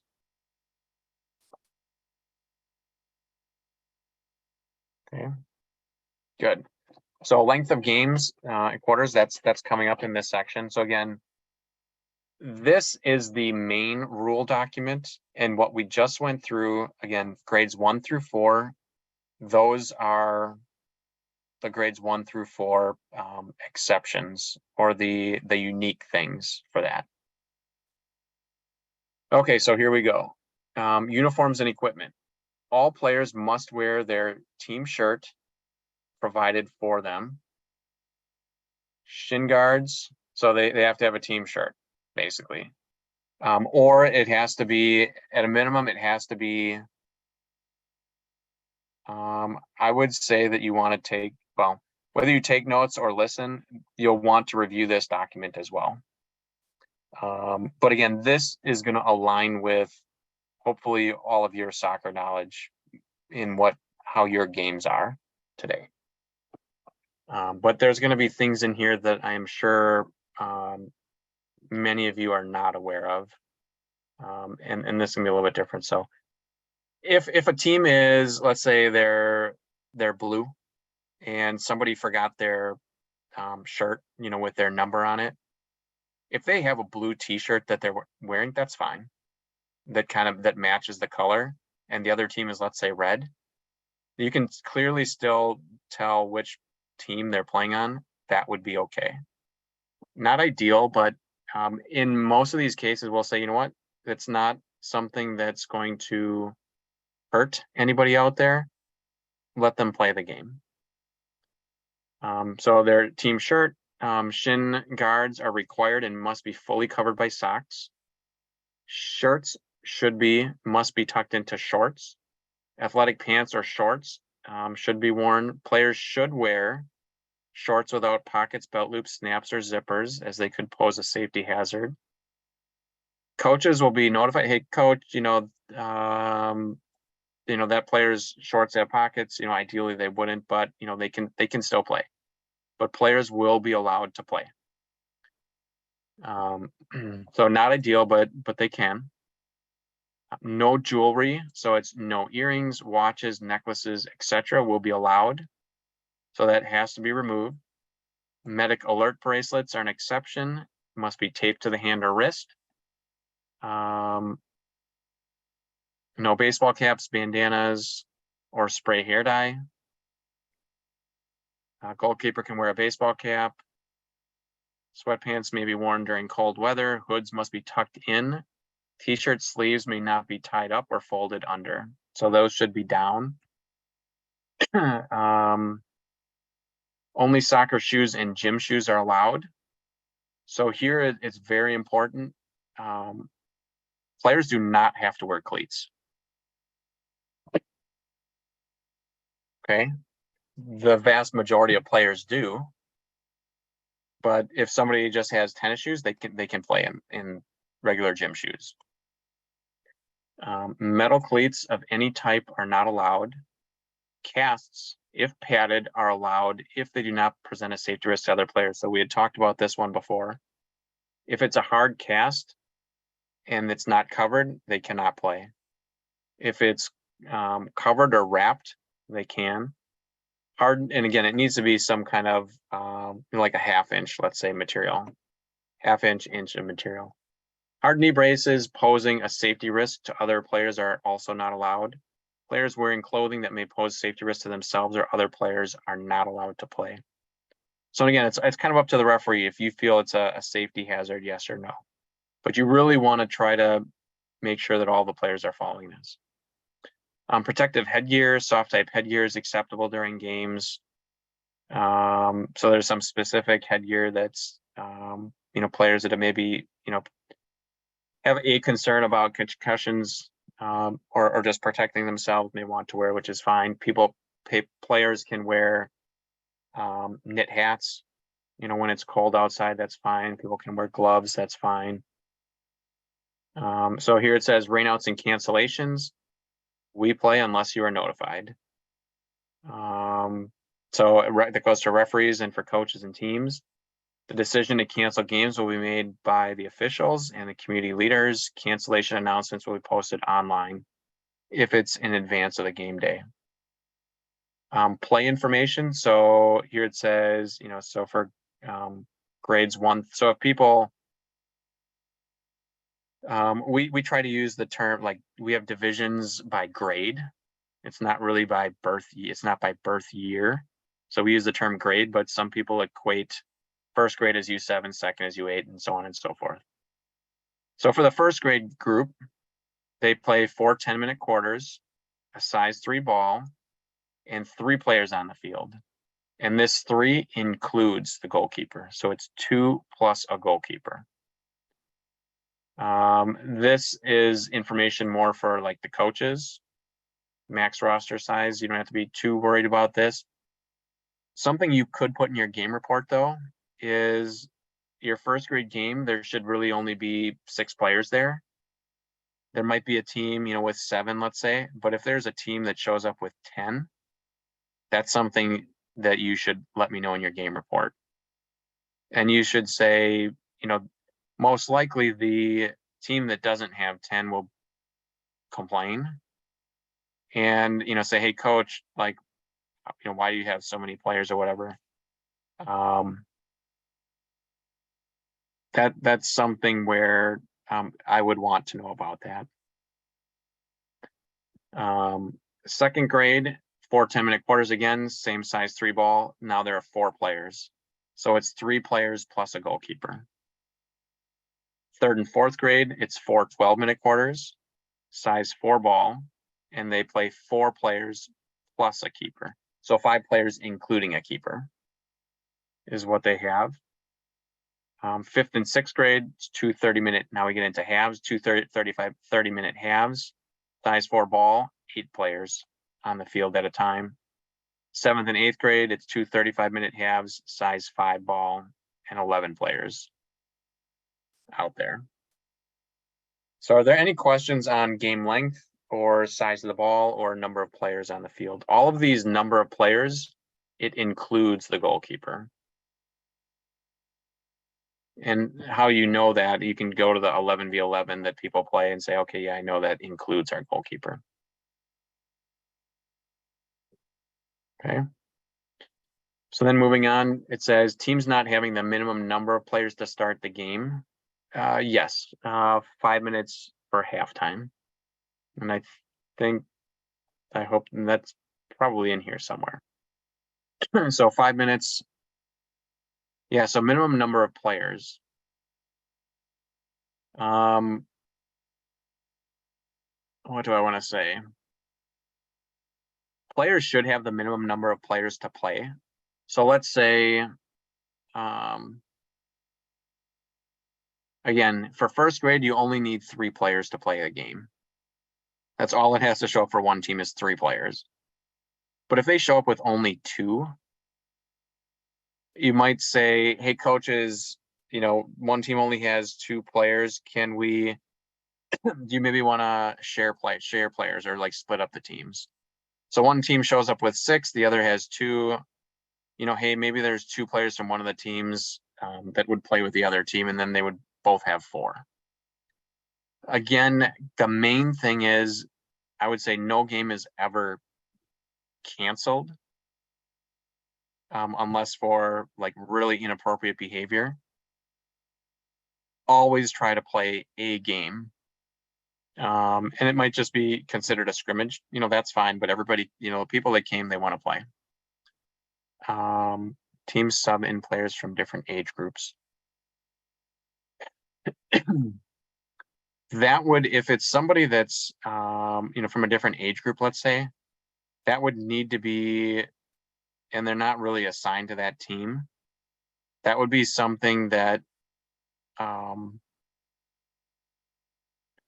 could be done, but it should be something that, the coaches are aware of. Hey, coach, again, if it's picking up players like on the field or at the field, like, hey, somebody's, first grade game, somebody's second grade sibling is there, can they jump into the game and play? That would be something that the coach would probably just talk to the other coach and say, hey, yep, we have an agreement, we're good. Or the coach would, so that's kind of it depends, right? Because if the team that's getting help from, let's say it's an older, if it's younger, then nobody should care. But if it's older, then as soon as that team that's having the older player play, as soon as that team is winning, or maybe starts to win by more than a couple, then people have a problem with it, is usually how it goes. So I'd be a little bit leery. But if teams know that they're going to be short, they should, they're encouraged to kind of reach out and have some other players kind of help them get through the game. One of the rules I have for that I tell all of the community leaders for their teams, if there's any situation where a team is lending help to another team just so they have enough players to play, the most that you could lend a team, like in a sharing situation, the most you could lend is so that they have 3 subs and no more. because 3 subs is plenty to play. And it's very possible the other team does not have 3 subs. So, so that's kind of important. And if you think about it, so that would be the most you could help out, a team with help for first grade would be 6. For second grade would be 7. For third grade would be 8. For 5th and 6th would be 11. And for 7th and 8th would be 14. That's very much a sufficient number of players. So yeah, not you have to worry too much about this. It's really, say, hey, coaches, like, what do you want to do?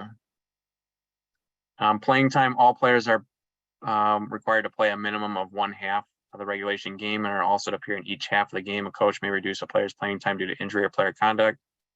So in your game report, that might be something, hey, this one team had, they didn't have enough players, or you might say you might count and say how many they had if it was a lot. Or you may say, hey, you know what, the coach didn't play some of their players. And that's an area of concern that we can maybe follow up with that coach and find out what's going on. Games are to start at scheduled times. Teams should not. So if it's time to start, that one game finishes and then it's start time for the next, you don't have to allow any. I would say you don't allow any warm up time on the field. Say, hey, you know what, we're going to get going. I would. Reducing the length of halves is not a decision you would make on your own. That's something that would have to be approved by coaches beforehand. So a coach, let's say it's super hot out, or let's say the score is getting out of control, or weather is not good. Coaches may say, hey, can we shorten up the second half? That's as the referee, coaches agree, say, yep, that's fine, we can do that. Your response, you would not say, nope, the rules say 7th and 8th grade play 35-minute halves, we're playing 35. It's something where the coaches kind of agree on time. That's different. The coaches don't have the ability to change other rules. So is it okay if we don't play with a goalkeeper? Then you would say, no, the rules state that you have to use a goalkeeper. So if it's really hot out, can we talk to the coaches about a water break? That's something that before the game would start, you could ask the coaches if that's something that they would want. Or it's more likely something that the coaches would reach out to you and ask before you start. There's no expectation that there is a water break. And I mean, honestly, it rarely gets that hot here. Just because the game is 80 degrees, I would say that 80 degrees is not hot enough to merit needing to stop and have a water break. It does happen for sure. And that's something that the teams should have agreed upon before you just blow your whistle and say that there's a water break. Say, hey, coach, you might say, hey, coaches, might want to have a water break. Or it could be, let's say a team doesn't maybe have enough players. They maybe don't have any subs. Then, a coach might request, hey, can we have a water break part way through? But the main thing I want to get across to everybody is that if there's any kind of something that's not normal, some kind of change like that you're allowing or going to do, that needs to be a conversation with both coaches, not just one. All right, so coaching from the sidelines. Coaches, may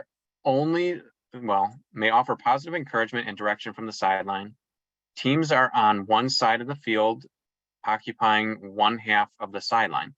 So that's important. The coaches are on the same sideline, but a coach can only move on their half of the sideline. So a coach is not allowed to go onto the down the sideline to the other team if it isn't.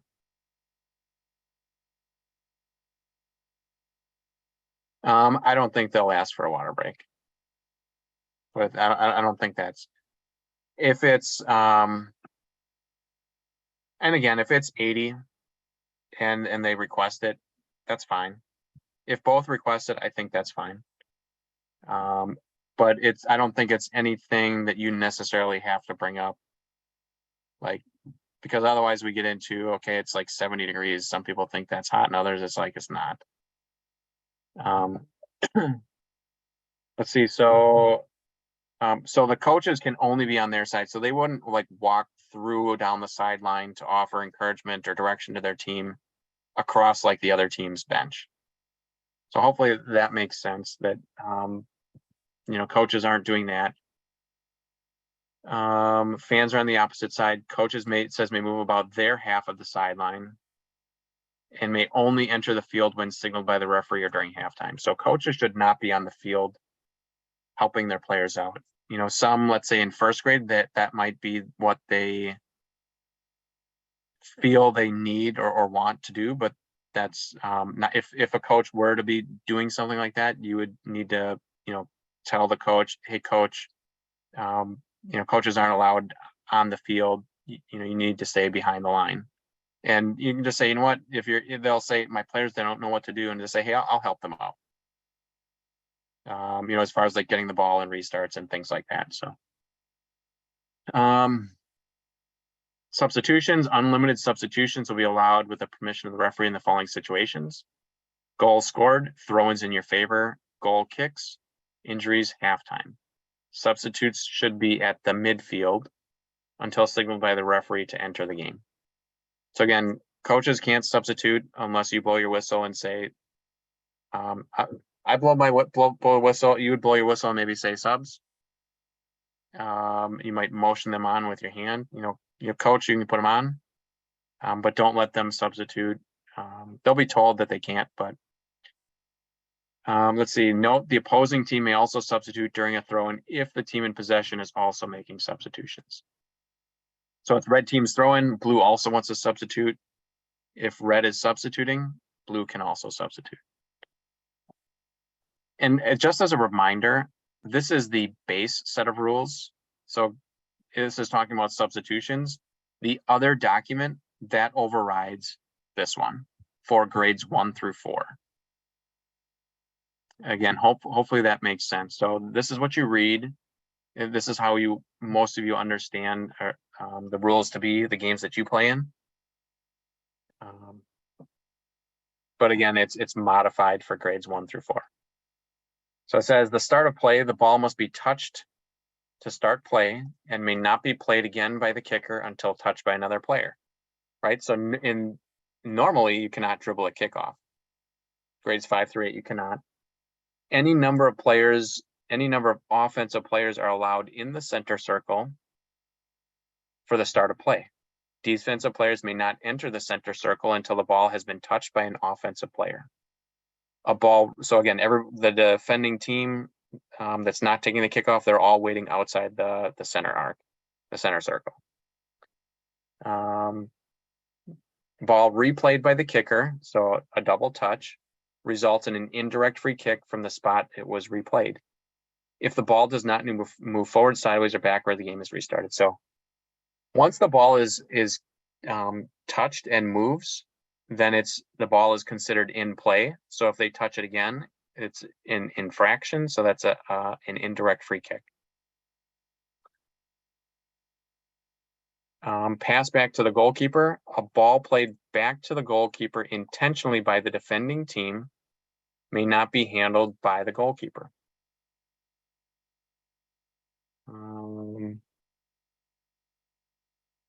So if it's touched inside of the goal area, so there's also never a restart that's inside the goal area.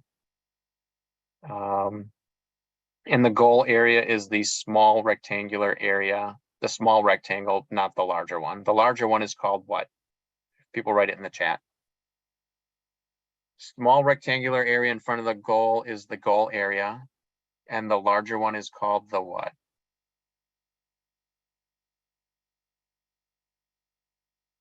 Okay, penalty box. So yeah, the penalty area is what it is.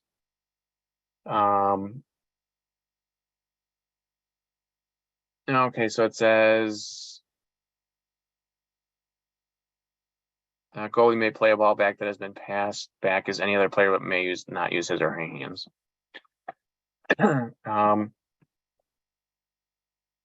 So again, if it's an intentional pass back to the goalkeeper, if the player kicks it and it kind of, veers off to one side and the goalkeeper runs and goes to get it, that's not an intentional pass back.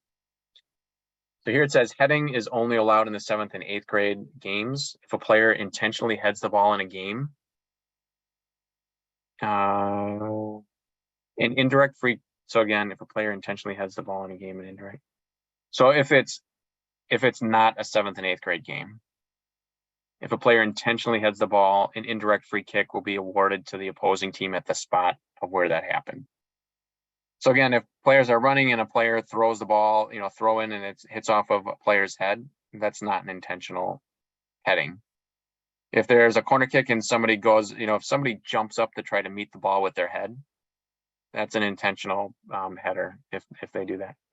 So grades 5 through 8 can head the ball in practice, but should be limited to doing that. Says no slide tackling. Slide tackling is only allowed in the 7th and 8th grade games. If done in younger games, talk about warning the kids doing it because that's dangerous. If in the 7th and 8th grade games, any slide tackling that's being done needs to be done properly. Can't slide tackle somebody from behind. Cleats have to be down, all those sorts of things. Throw in, when the whole of the ball passes over a touchline. So again, the sideline, either on the ground or in the air, it shall be thrown in from the point where it crossed the line by a player on the team not touching the ball last. So wherever the ball crosses the sideline, that's where the throw-in's going to be. And if red kicked it out, if red touched it last, it's blue team's ball. That's essentially what this is saying. The thrower must face the field of play, and when delivering the ball, must have both feet on the ground, either on or behind the sideline, touch line. So it's on or behind the line. If their toes are over the line, if their foot is in any way over the line, then you blow your whistle and it's going to be the other team's ball. So we don't give second chances with throw-ins to teams. So the thrower shall use both hands and shall deliver the ball from behind the head and over. So straight over. It shouldn't be like with one hand. It shouldn't be this weird, like slanted from the side kind of throw. Directly over the head.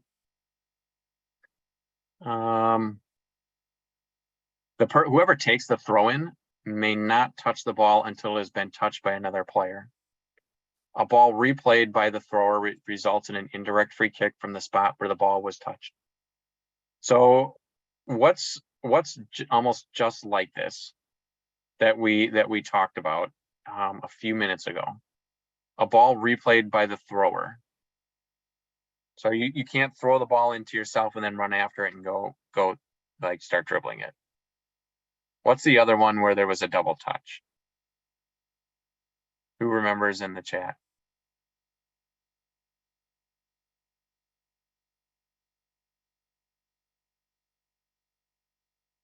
Perfect, Stacy. Yeah, the kickoff, right? So if a player taps it once and then they tap it again, it's the same as this. And really, the thing, it results in the same type of restart. It's an indirect free kick for the other team. So that's something you can use to kind of help remember what, is it indirect or direct?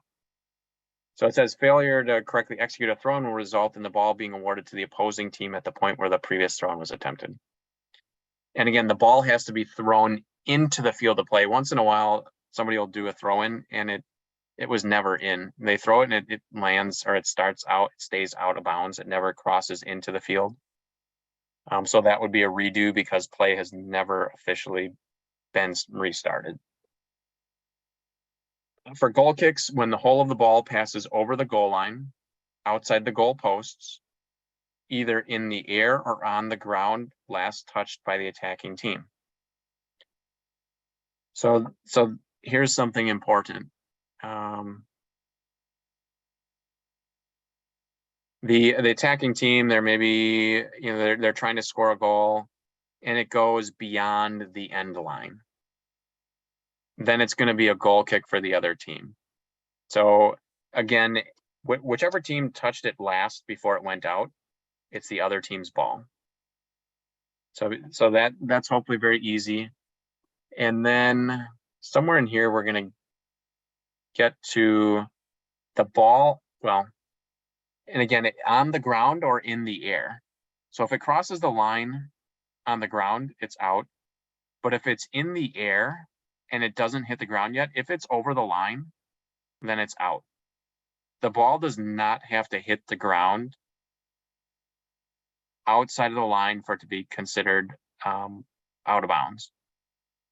So again, that's different than other sports. So in basketball, it could be over the line. Somebody can just reach and like swat it back in or kind of pass it back in, and that's fine. But in soccer, if it's over the line, whether it's on the ground or in the air, then it's out.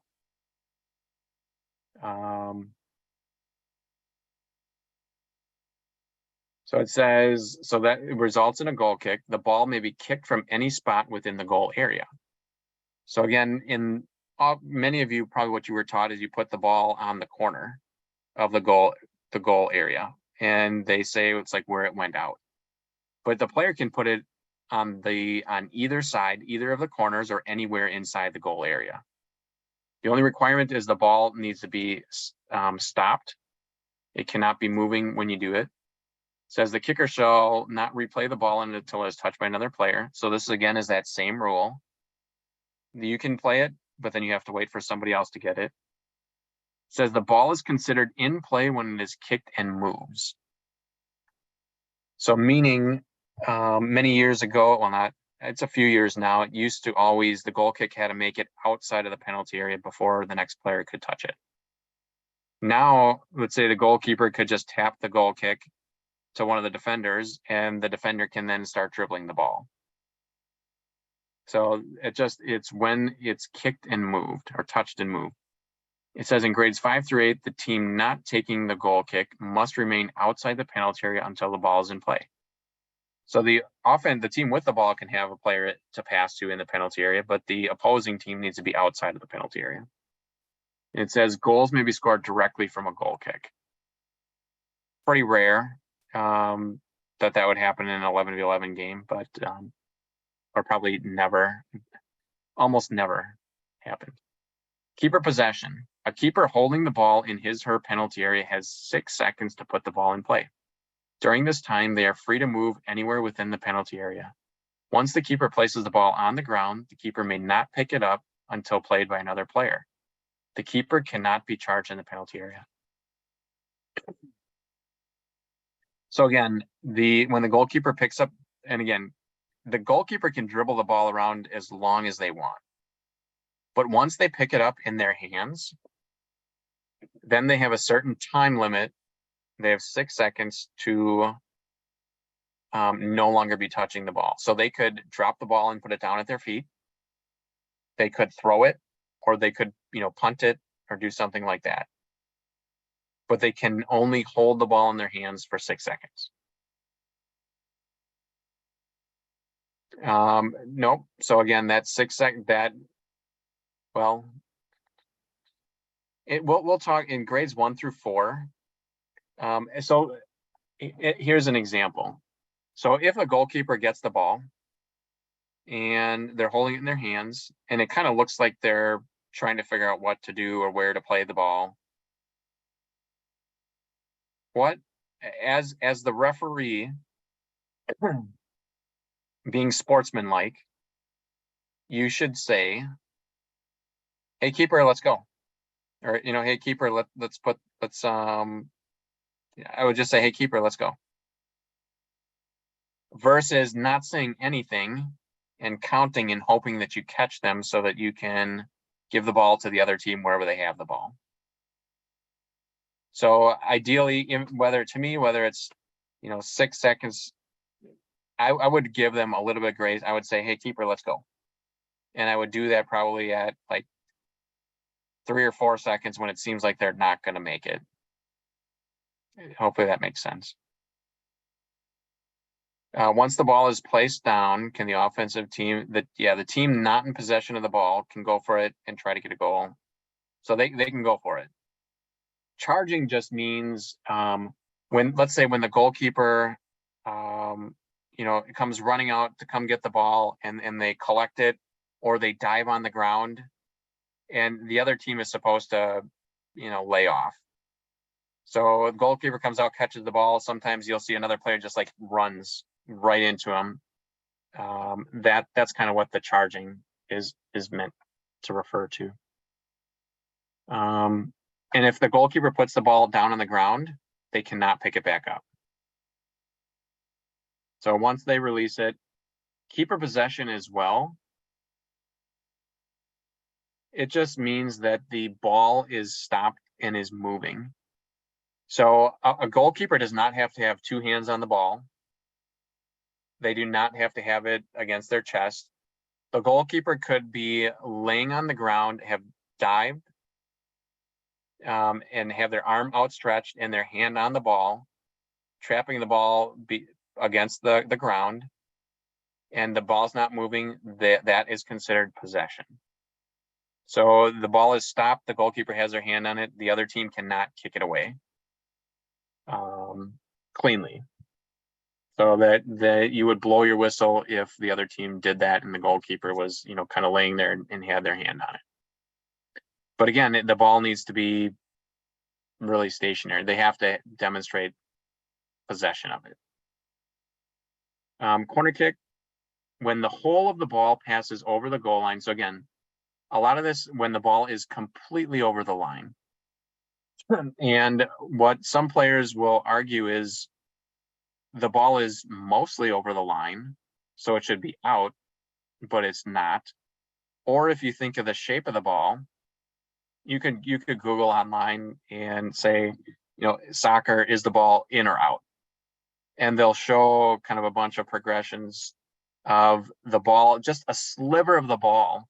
The bottom of the ball doesn't have to be touching the line. So again, it's a curved shape. As long as like you were to take your hand on the edge of the line and like run it up, if you hit part of the ball is still in.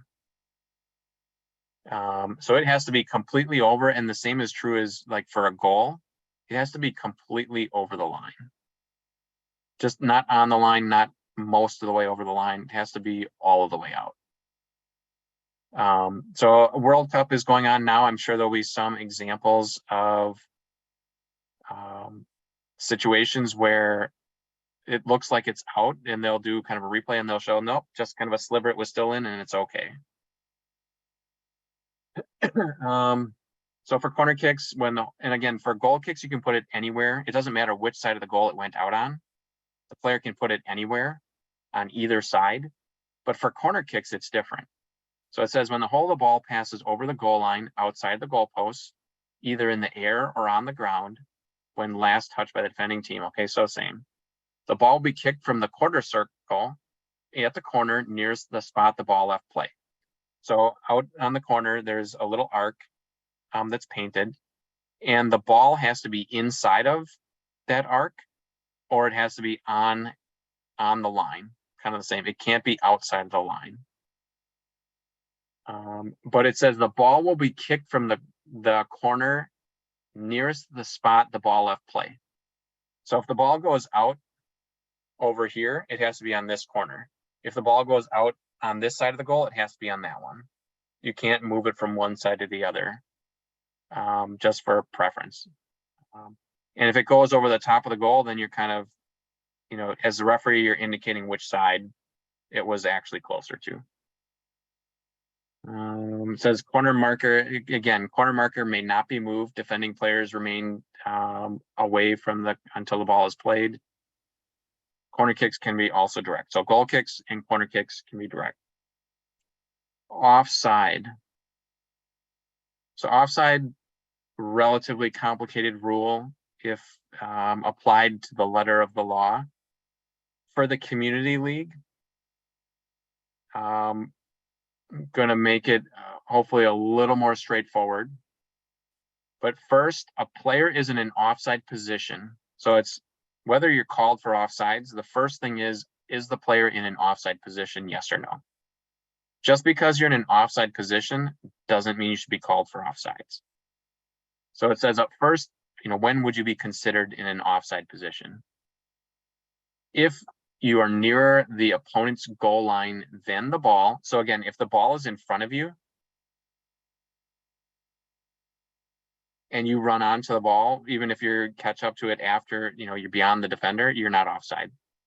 If you're behind the ball, you're not offsides. So it says you're in an offside position if you're nearer to the opponent's goal line. So this means, then the ball, unless the player is on their own half of the field. So you can never be in an offside position if you're on your own defensive half of the field. Does that make sense? Only in the attacking half. Okay. The player, you're in an offside position. You're not in an offside position if you're not nearer the opponent's goal line than at least two opponents. So this is, you have to be, we say, behind the last defender. Well, it's really the second last defender because the last one is usually the goalkeeper. But really it's two. So if the goalkeeper is where they're supposed to be, if the player's beyond that last defensive player, they're in an offensive position. Or they're in an offside position. The player is behind the ball, either dribbling it themselves or behind a teammate that has the ball. So you cannot, so let's say your teammate's in the clear, they've dribbled past the last defender, you're running on as well, and you are past the last defender, you're not in an offside position because you're behind the ball. This is one of the reasons why for penalty kicks, everybody has to be behind the ball. Okay, nobody can be in front of the ball. So it says a player shall be declared offside if at the moment the ball is played to them by a teammate and the player is in an offside position. So let's say there's two players on a team that are in an offside position. Two players are beyond the last defender. And one player is going to get past the player that's closest to the ball. The one player comes back onside. So they kind of run back to be onside again. And that player that's onside is past the ball. But there's one other player that's still on the other side of the field. They're still behind the last defender. As a referee, you blow your whistle to call offsides, yes or no, if the ball that you played is to the player that's in an onside position? Is that offsides, yes or no, and that you would call?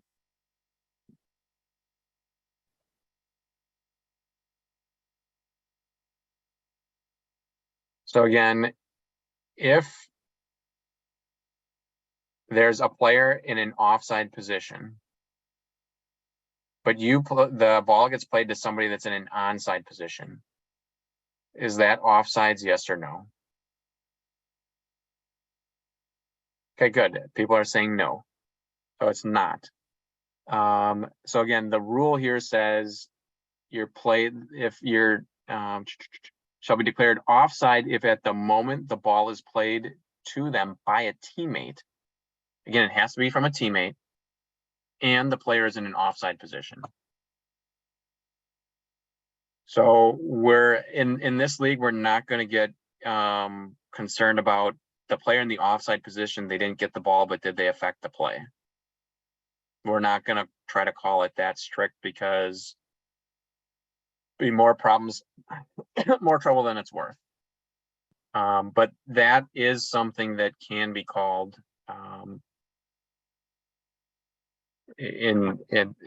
at different levels. So So good. Hopefully this makes sense. A player shall not be declared offside merely because the player is in an offside position or if the player receives the ball directly from a goal kick, corner kick, or throw in. So right here, it says on goal kicks, on corner kicks, and throw-ins, there is no offsides. So on a throw-in, you could run behind the defense, that you could get the ball thrown to you, and that's not offsides. On a corner kick, the defenders are usually, they've got at least one on each post. Part of the reason that they're there is that they're, well, again, for corner kicks, it's because the ball is on the end line. And as long as everybody's behind the ball, you're not in an offside position. And then it says goal kick as well. Okay, any questions about offsides? Again, this is only for grades 5 through 8 games, not grades 1 through 4. Okay, good. Ties are fine in league play. They can end in a tie. Fouls and misconduct. So talking about which fouls result in which types of restarts. It says a foul committed off the field of play is penalized. So if somebody makes a foul off of the field of play, like on the sidelines, so it's penalized with a direct free kick on the boundary line nearest the foul. I don't know if you'll ever run into that, but that's what it would be. And it says the following fouls and misconduct will result in a free kick taken at the spot of the foul if committed outside the penalty area. So inside the penalty area, then we'll talk about that.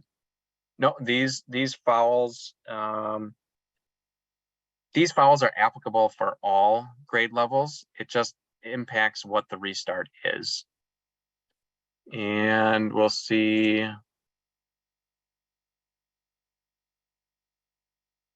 Find it here real quick. So right here it says free kicks resulting from fouls, penalties, all are considered direct free kicks. Okay. So this grades 1 through 4, this is really what you're concerned about. Grades 5 through games, then it's this more so, mostly.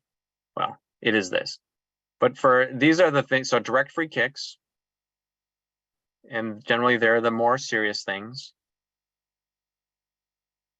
We say kicks or attempts to kick an opponent, trips or attempts to trip an opponent, jumps at an opponent, charges an opponent, strikes or attempts to strike, so striking is hitting, or because kicking is up here, pushes an opponent, tackles an opponent, holds an opponent. Nope, there cannot be penalty kicks in grades 1 through 4. So again, those fouls resulting in direct free kicks, I've heard them referred to as the ING fouls, ing. So it's kicking, tripping, jumping, charging, striking, pushing, tackling, holding. So that's another way to help you remember. It's there, the ING, the ing fouls, and they're all against an opponent. So if you push, again, if whatever team's not getting along, if you push one of your players, it's not going to result in a direct free kick. It might result in a card, is probably what I would do if I were to see something like that. But it's not it's not this. Okay, so makes sense. Does anybody, so kicking, tripping, jumping, charging is more like running into. Striking is hitting, hand, arm, fist. I guess pushing is if, again, I say it's if you move a player off of their spot.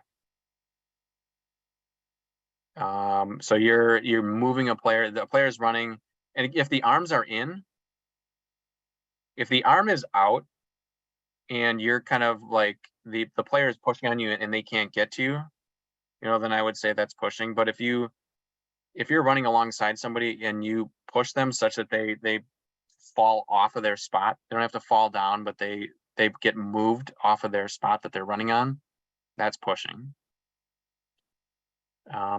Tackling would be, I guess, tackling and then holding. You're holding on to somebody. You're holding onto their jersey. You're holding onto their arm, kind of a thing. Indirect free kick, so minor or technical infractions. The goalkeeper holding the ball for more than 6 seconds. The goalkeeper picks the ball up after releasing it before another player. So they have the ball, they put it down on the ground, and then they pick it back up again. That would be something. The goalkeeper touches the ball with their hands on an intentional pass back from a teammate. The goalkeeper touches the ball with hands received directly from a teammate's throw-in, so you can't throw the ball into your goalkeeper. Dangerous play. So again, dangerous play is either a high kick or it's kicking at the ball while on the ground.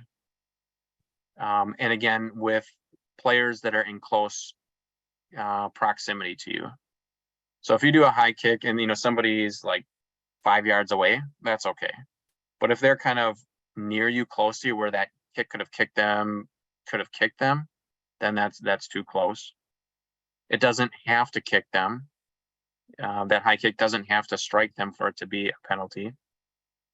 Obstruction or impeding. So again, you're kind of you're not allowing, you run into somebody's path. So it's obstruction or impeding is almost like could be like blocking. If you're not within one large step of the ball, then it's considered impeding or obstruction. But as long as a player, oftentimes you'll see the ball is going to roll out of bounds. The defensive player is protecting the ball, not letting the offensive player get to the ball before it goes out. They're supposed to be within one step of the ball, one large step, so probably 3 feet. They're supposed to be that close to be able to do that. And then prevents the goalkeeper from releasing the ball with their hands. So if somebody's like kind of blocking the goalkeeper where they can't get rid of the ball. So these indirect free kick, how you remember, it's the goalkeeper ones, and it's kind of the less serious ones.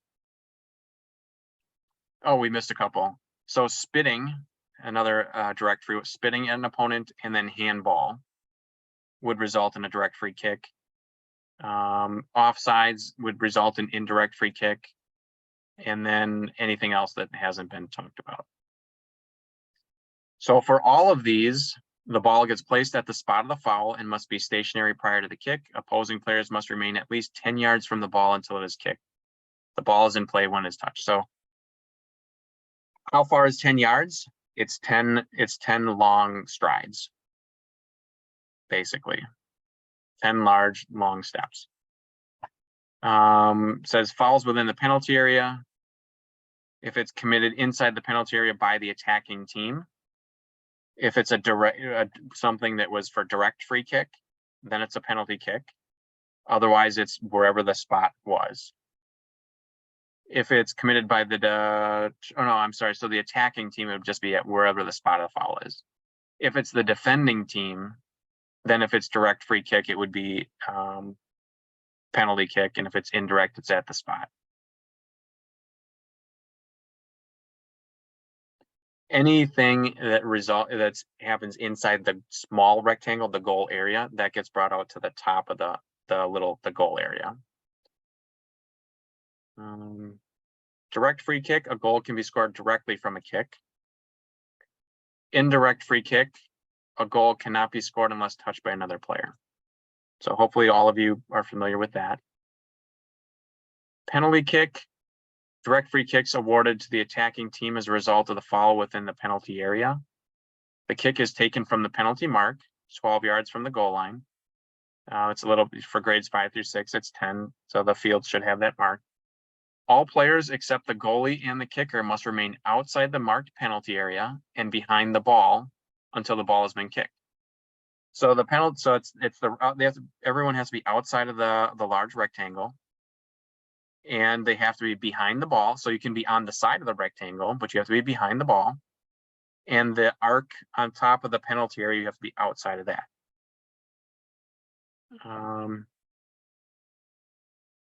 So the goalkeeper must keep at least 1 foot on the goal line prior to the kick. They are allowed to move from side to side prior to the kick. If the goalkeeper moves both feet off of the goal line prior to the kick will be retaken if a goal was not scored. The ball is in play and the players, once the ball is in play and the players may enter the penalty area when the ball is touched. The kicker may not replay the ball until it's been touched by another player. So scenario, penalty kick is taken. The goalkeeper saves the ball, but it's still in the field of play. Can the kicker be the next player to touch it? Yes or no? So there's a shot. The goalkeeper saves it. It's still in play. Can the player who took the kick run and go get it and play it?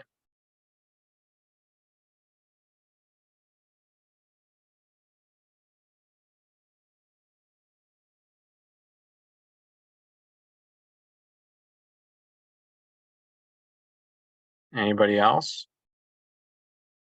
So it's a penalty kick. The player shoots the ball. The goalkeeper saves it. And it's off to the side and the goalkeeper, it bounces back.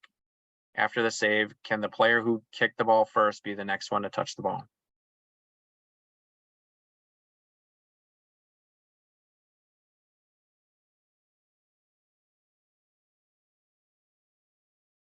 So the correct answer is yes. The player taking the penalty kick kicks it. The goalkeeper saves it, so bats it down or whatever. They don't catch it cleanly. It comes back. That player who took the kick can be the next one because the goalkeeper touched it. So different scenario, the player who takes the penalty kick hits the crossbar and the ball bounces back out. Then can they be the first player to touch it? Yes or no?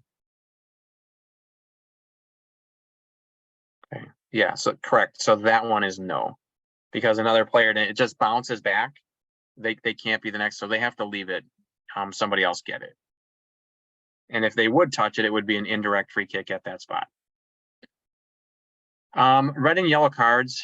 I think I'll let you read through that. There are no cards in grades 1 through 4. I've already mentioned that if a player is really committing fouls that they should not, like they're knocking players over, and it's happens, let's say more than one, that player should be asked to taken out of the game and have the coach talk to that player to correct that so that somebody's not getting hurt.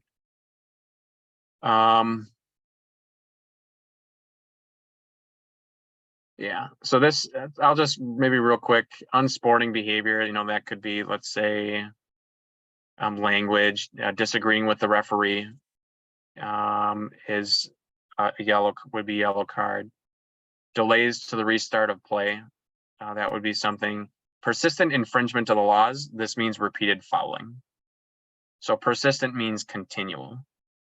So if somebody has like 3 or 4 trips in the game, okay, now all of a sudden, that's a yellow card. Fourth one, okay, you've already tripped like 3 times, or maybe the third one is already a yellow. So there is no box. There's only a goal area. There's an arc for grades 1 through 4. But it would just be a direct free kick at the spot that it happened. If it's done by the defending team. So it's just at the spot that it happened. Well, actually it gets brought to the top of the arc. So there's nothing inside of the arc. You'd bring it to the top of the arc. Good question. Okay, and then it gets into some other red cards. It's like violent conduct, serious foul play, deliberate handball to prevent a goal. So not the goalkeeper, and they just swat the ball out. Deliberately fouling. Spitting at any person, second yell in the game, swearing, or abusive language that's out of control. So I say in here, or it's said in here, serious injuries and concussions, player number should be recorded and communicated to me. Rescheduling, This is more from a coach perspective, so not anything you have to worry about. Winner of the, I guess I would say if you get asked to work any game and it's by somebody other than me, and it's a reschedule, if you're filling in on a, I don't know necessarily why this would be, but if you're filling in on a game that didn't have a referee, you would be paid for it. But if a coach asks you to do a reschedule game and I'm not aware of it, I mean, that's a discussion. You should make sure that I'm aware of that in order to ensure that you get paid before, I would say before that occurs. So other changes, we kind of talked through some of these. Winner of the coin toss can choose which goal to defend or the kickoff. Attacking team players must remain 1 yard away from the defensive player's wall. This is something, so you can't be in the defensive wall. Players can exit the field at the boundary nearest to them when substituted off, so they don't have to run across all the way across the field. They could go out on the near sideline for them. Handballs. To be considered a handball, the ball must touch the arm hand while it is away from the body unless the arm hand is used to control the ball. If the ball is played in very close proximity to the player such that they did not have time to move, it's not a handball, referee discretion. So again, handballs, it's anything from the armpit. So the shoulder is okay, but armpit to the fingertip, that part of the arm is eligible for a handball call. But again, if the arm is at the side, hanging at their side, and the ball it's pretty close and the ball would get kicked and hit against the arm, that would not be a handball to be called. If the hand is up in the air like this and the ball hits your arm, that's going to be a handball because that's an unnatural position for your arms or hands to be in. Even if your hands are like against, if you bring your arms up to like protect yourself, that would be a handball. So, players protecting, okay, they can turn their back, they can duck, they can do those things, but their arms up like that helps them control the ball, whether intentionally or not. That's what's happening. So any position of the hands in an unnatural spot, that would be called for handball. But if they're at your sides and it's close, if they're at your sides and it's you're looking at the ball and somebody kicks the ball and it hits you like 20 yards away, I would call that a handball because that player has plenty of time. I would not use advantage at all in any of this. I would say that if there's a foul, call a foul because most of the referees that I've known to not call a foul because they believe the team in possession of the ball has advantage is not nearly enough of an advantage to not call the foul. In my opinion, it needs to be a clear breakaway where they're like easily like 10 yards beyond the last defender and they have a real legitimate chance of scoring. Any referee that calls advantage and there's like they're in the middle of play, like the player with the ball, they got tripped, but they still have possession of the ball and there's players all around them, that is not advantage at all. So I would say the games where I've seen it called, it's very rarely advantage. Almost any coach that I know would much rather have a free kick from 20 or 25 yards out than letting play continue. Again, unless it's an obvious, like they're past all of the defenders. So that's a good question. Drop balls. So if the ball were to hit you as a referee, the old rule is that you just keep playing, but the new one is the ball, it should be a drop ball. So the team that kicked the ball last, it would be their ball. And drop balls are no longer two players, kind of facing off and the ball gets dropped between them. A drop ball is dropped specifically for one player. And I would say that you would put it on, you would basically like almost like roll it to them. So again, proximity, proximity is everything, and you want to give it to them so they can cleanly get the ball. So it says any drop balls inside the penalty area are dropped for the goalkeeper. Any other drop balls are given to the team that touched the ball last at the spot of the last touch. Everyone else must be at least 5 yards away. So 5 yards is 15 feet. A drop ball may also be awarded if the ball hits an official and goes into the goal or causes a change of possession. So it says other changes, the part of the arm, just what we talked about this. Just below the bottom of the armpit to the fingertips is eligible for handball. This means the shoulder is not eligible. Note the shoulder is then included when determining offside. The shoulder is included when determining offside. Teammate intentionally passing the ball back to their keeper.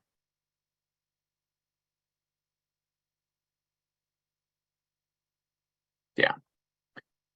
Okay, so any questions on these rules? And we're getting close to being finished. I'm going to jump back to these rules here real quick, because again, most of you will be working grades 1 through 4 games.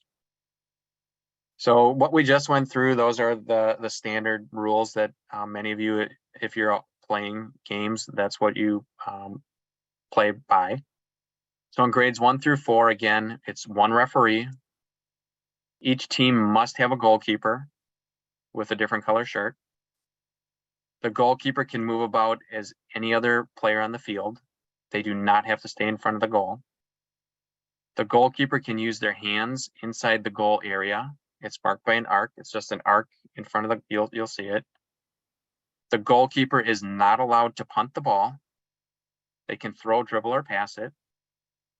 And when the goalkeeper has the ball in their hands or at their feet, the opposing team does not need to retreat to the center line when the goalkeeper touches the ball with their feet or picks it up with their hands. All restarts, and again, these are different restarts, can be dribbled, passed. So if there's a handball in the arc, so there's no box in the arc for grades 1 through 4, it gets brought out to the top of the arc. And players can be wherever. Nobody, it's not a penalty kick. It's just a direct free kick. So all restarts can be dribbled, passed, or shot at the goal by the first player touching the ball. So when the ball goes out on the sideline, it can be dribbled, passed, or a shot at the goal. There's no throw-ins. Goal kicks and corner kicks, again, it can be dribbled, passed, or shot at the goal. Kickoffs can be dribbled, passed, or shot at the goal. And free kicks resulting from fouls or penalties can be dribbled, shot, or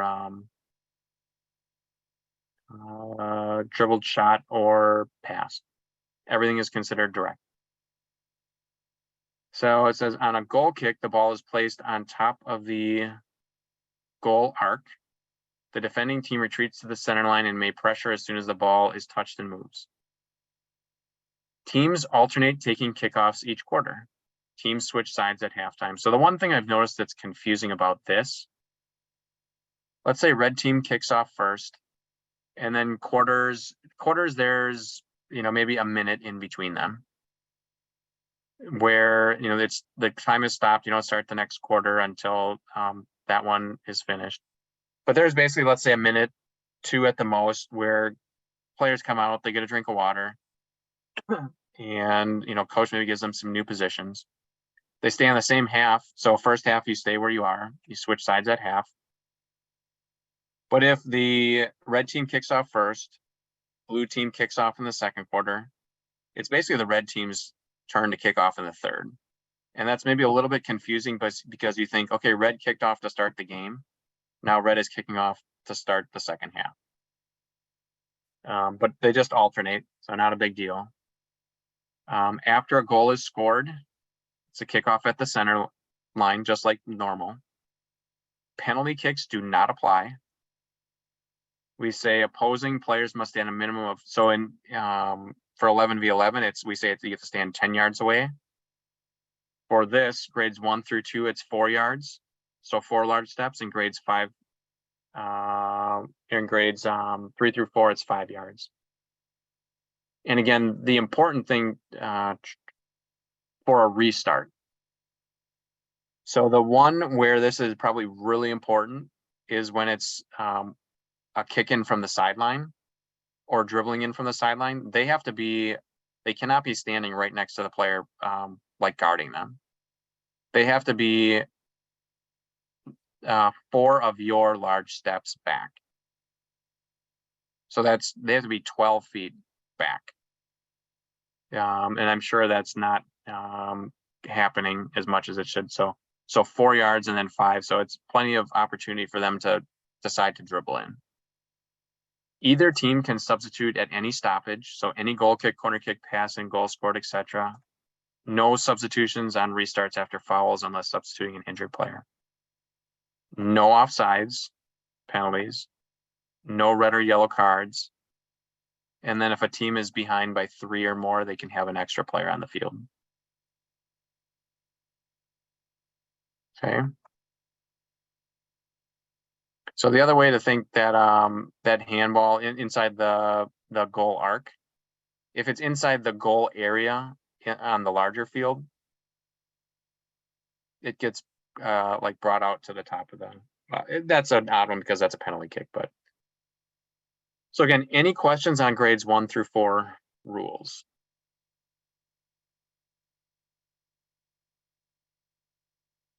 Okay, and then I'm just going to look over my notes to see if there's anything else I wanted to touch on.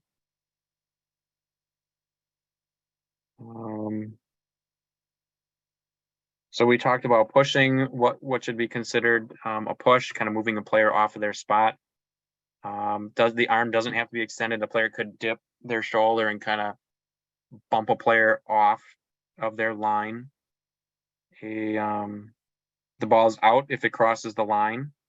Corner kicks, if a ball curves out and it curves out beyond the line and it curves back in, that's out. The ball doesn't have to land. Throw-ins, we said feet have to be on or behind the line. Throw-ins are indirect. I don't know that you'll run into it, but throw-ins are indirect. You can't throw it directly into the goal the whole way.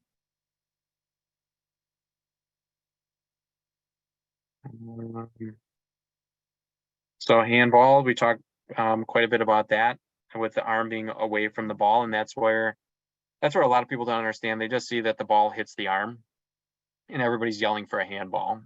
Just because that happens, if the arms are at their side, it's not that's not a handball.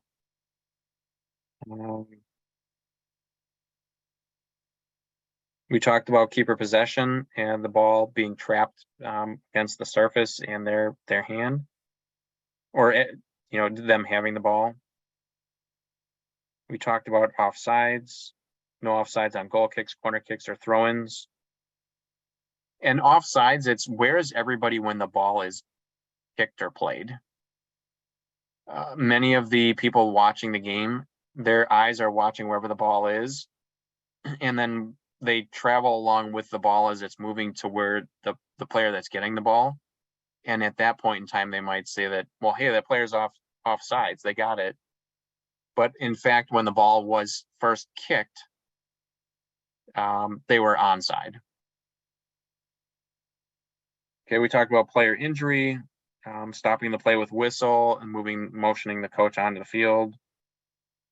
If you stop play for an injury, that player has to come out. And again, any kind of when you're not sure if it hits you as the referee, it's a drop ball for the other team, and it's kind of more of a I would say it's kind of more of like a drop pretty close to the ground sort of a thing.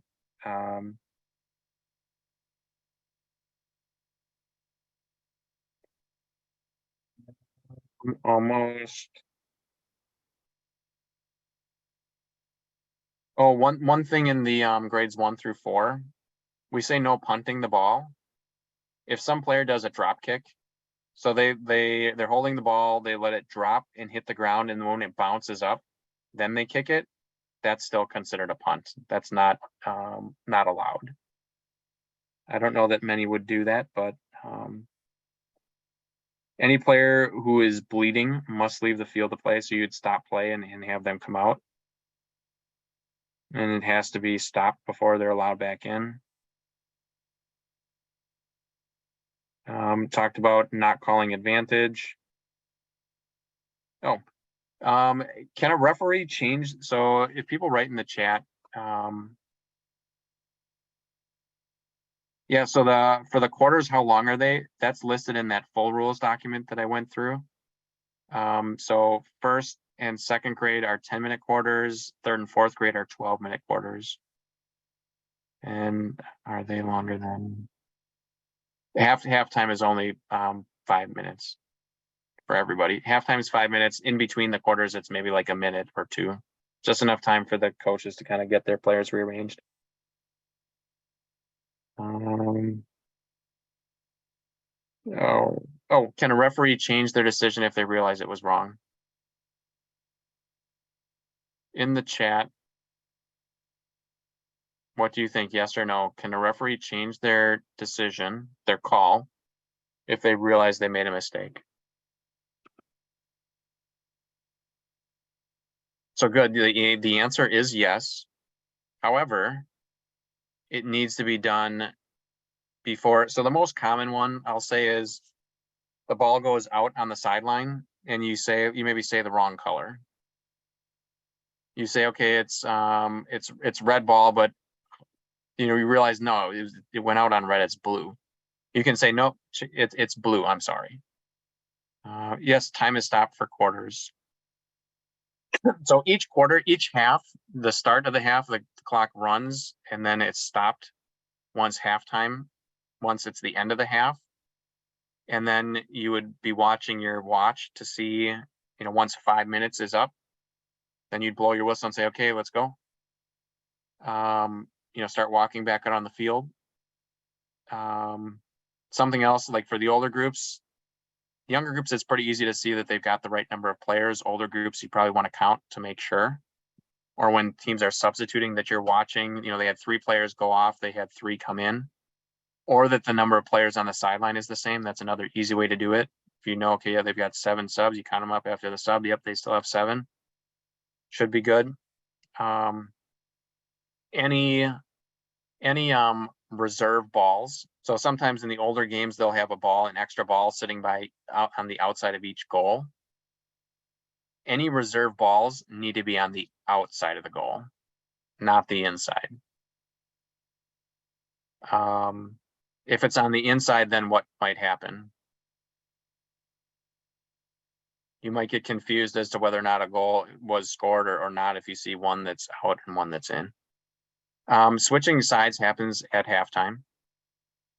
And what was the other? Oh, yeah, correcting a referee call. That's one. And there was one more. So again, I think that's really, that kind of wraps up the training for tonight. Next steps, again, just to reiterate, this is going to allow you to work or referee games in the community league. Once you know what your game schedule is that you're playing in, or once you know what your availability is, you can come out to the referee section of the website, and I'll send everybody an email. I have everybody that registered tonight, your email was captured, so I'll add it to my email list, and I'll remind everybody to fill in their availability under the referee section when they know what it is. And game assignments are week to week. So I'll assign, like for the first week of games, I generally get them out the Monday before that first Saturday game, or before any Saturday game. So I'll work on game assignments for the upcoming week, usually on Sunday night. Because there's roughly 100 games every week, every Saturday. So, and people's availability can change. So that's where it's not assigning out the whole season. So it's week to week.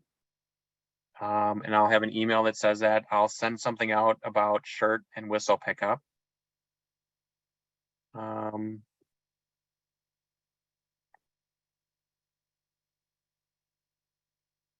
Any other like questions that people might have? The other thing I would say is, again, have mentioned, thank you for all of you attending the meeting, showing your interest in being a referee. Encourage some of your friends to do this as well.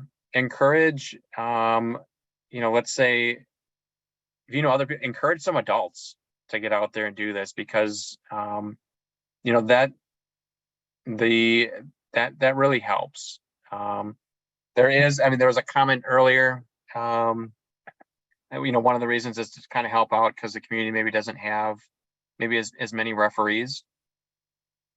It's hard. Even at the select level, there are many communities that do not have enough referees, where the games had maybe one referee, like out of town, one referee, or maybe even none.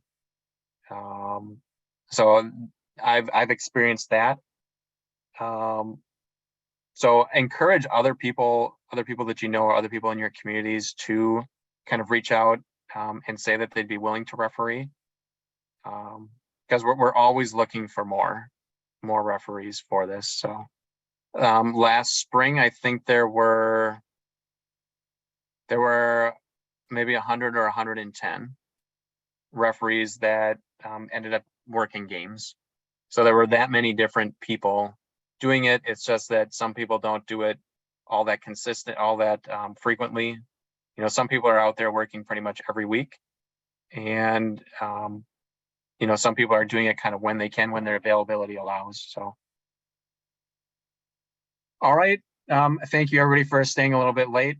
Went a little bit long. So again, if you have any questions throughout the season, please reach out. I'll send different reminders as well to everybody. So thank you.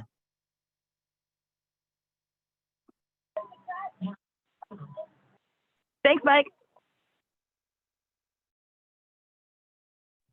Bye. See you, everyone.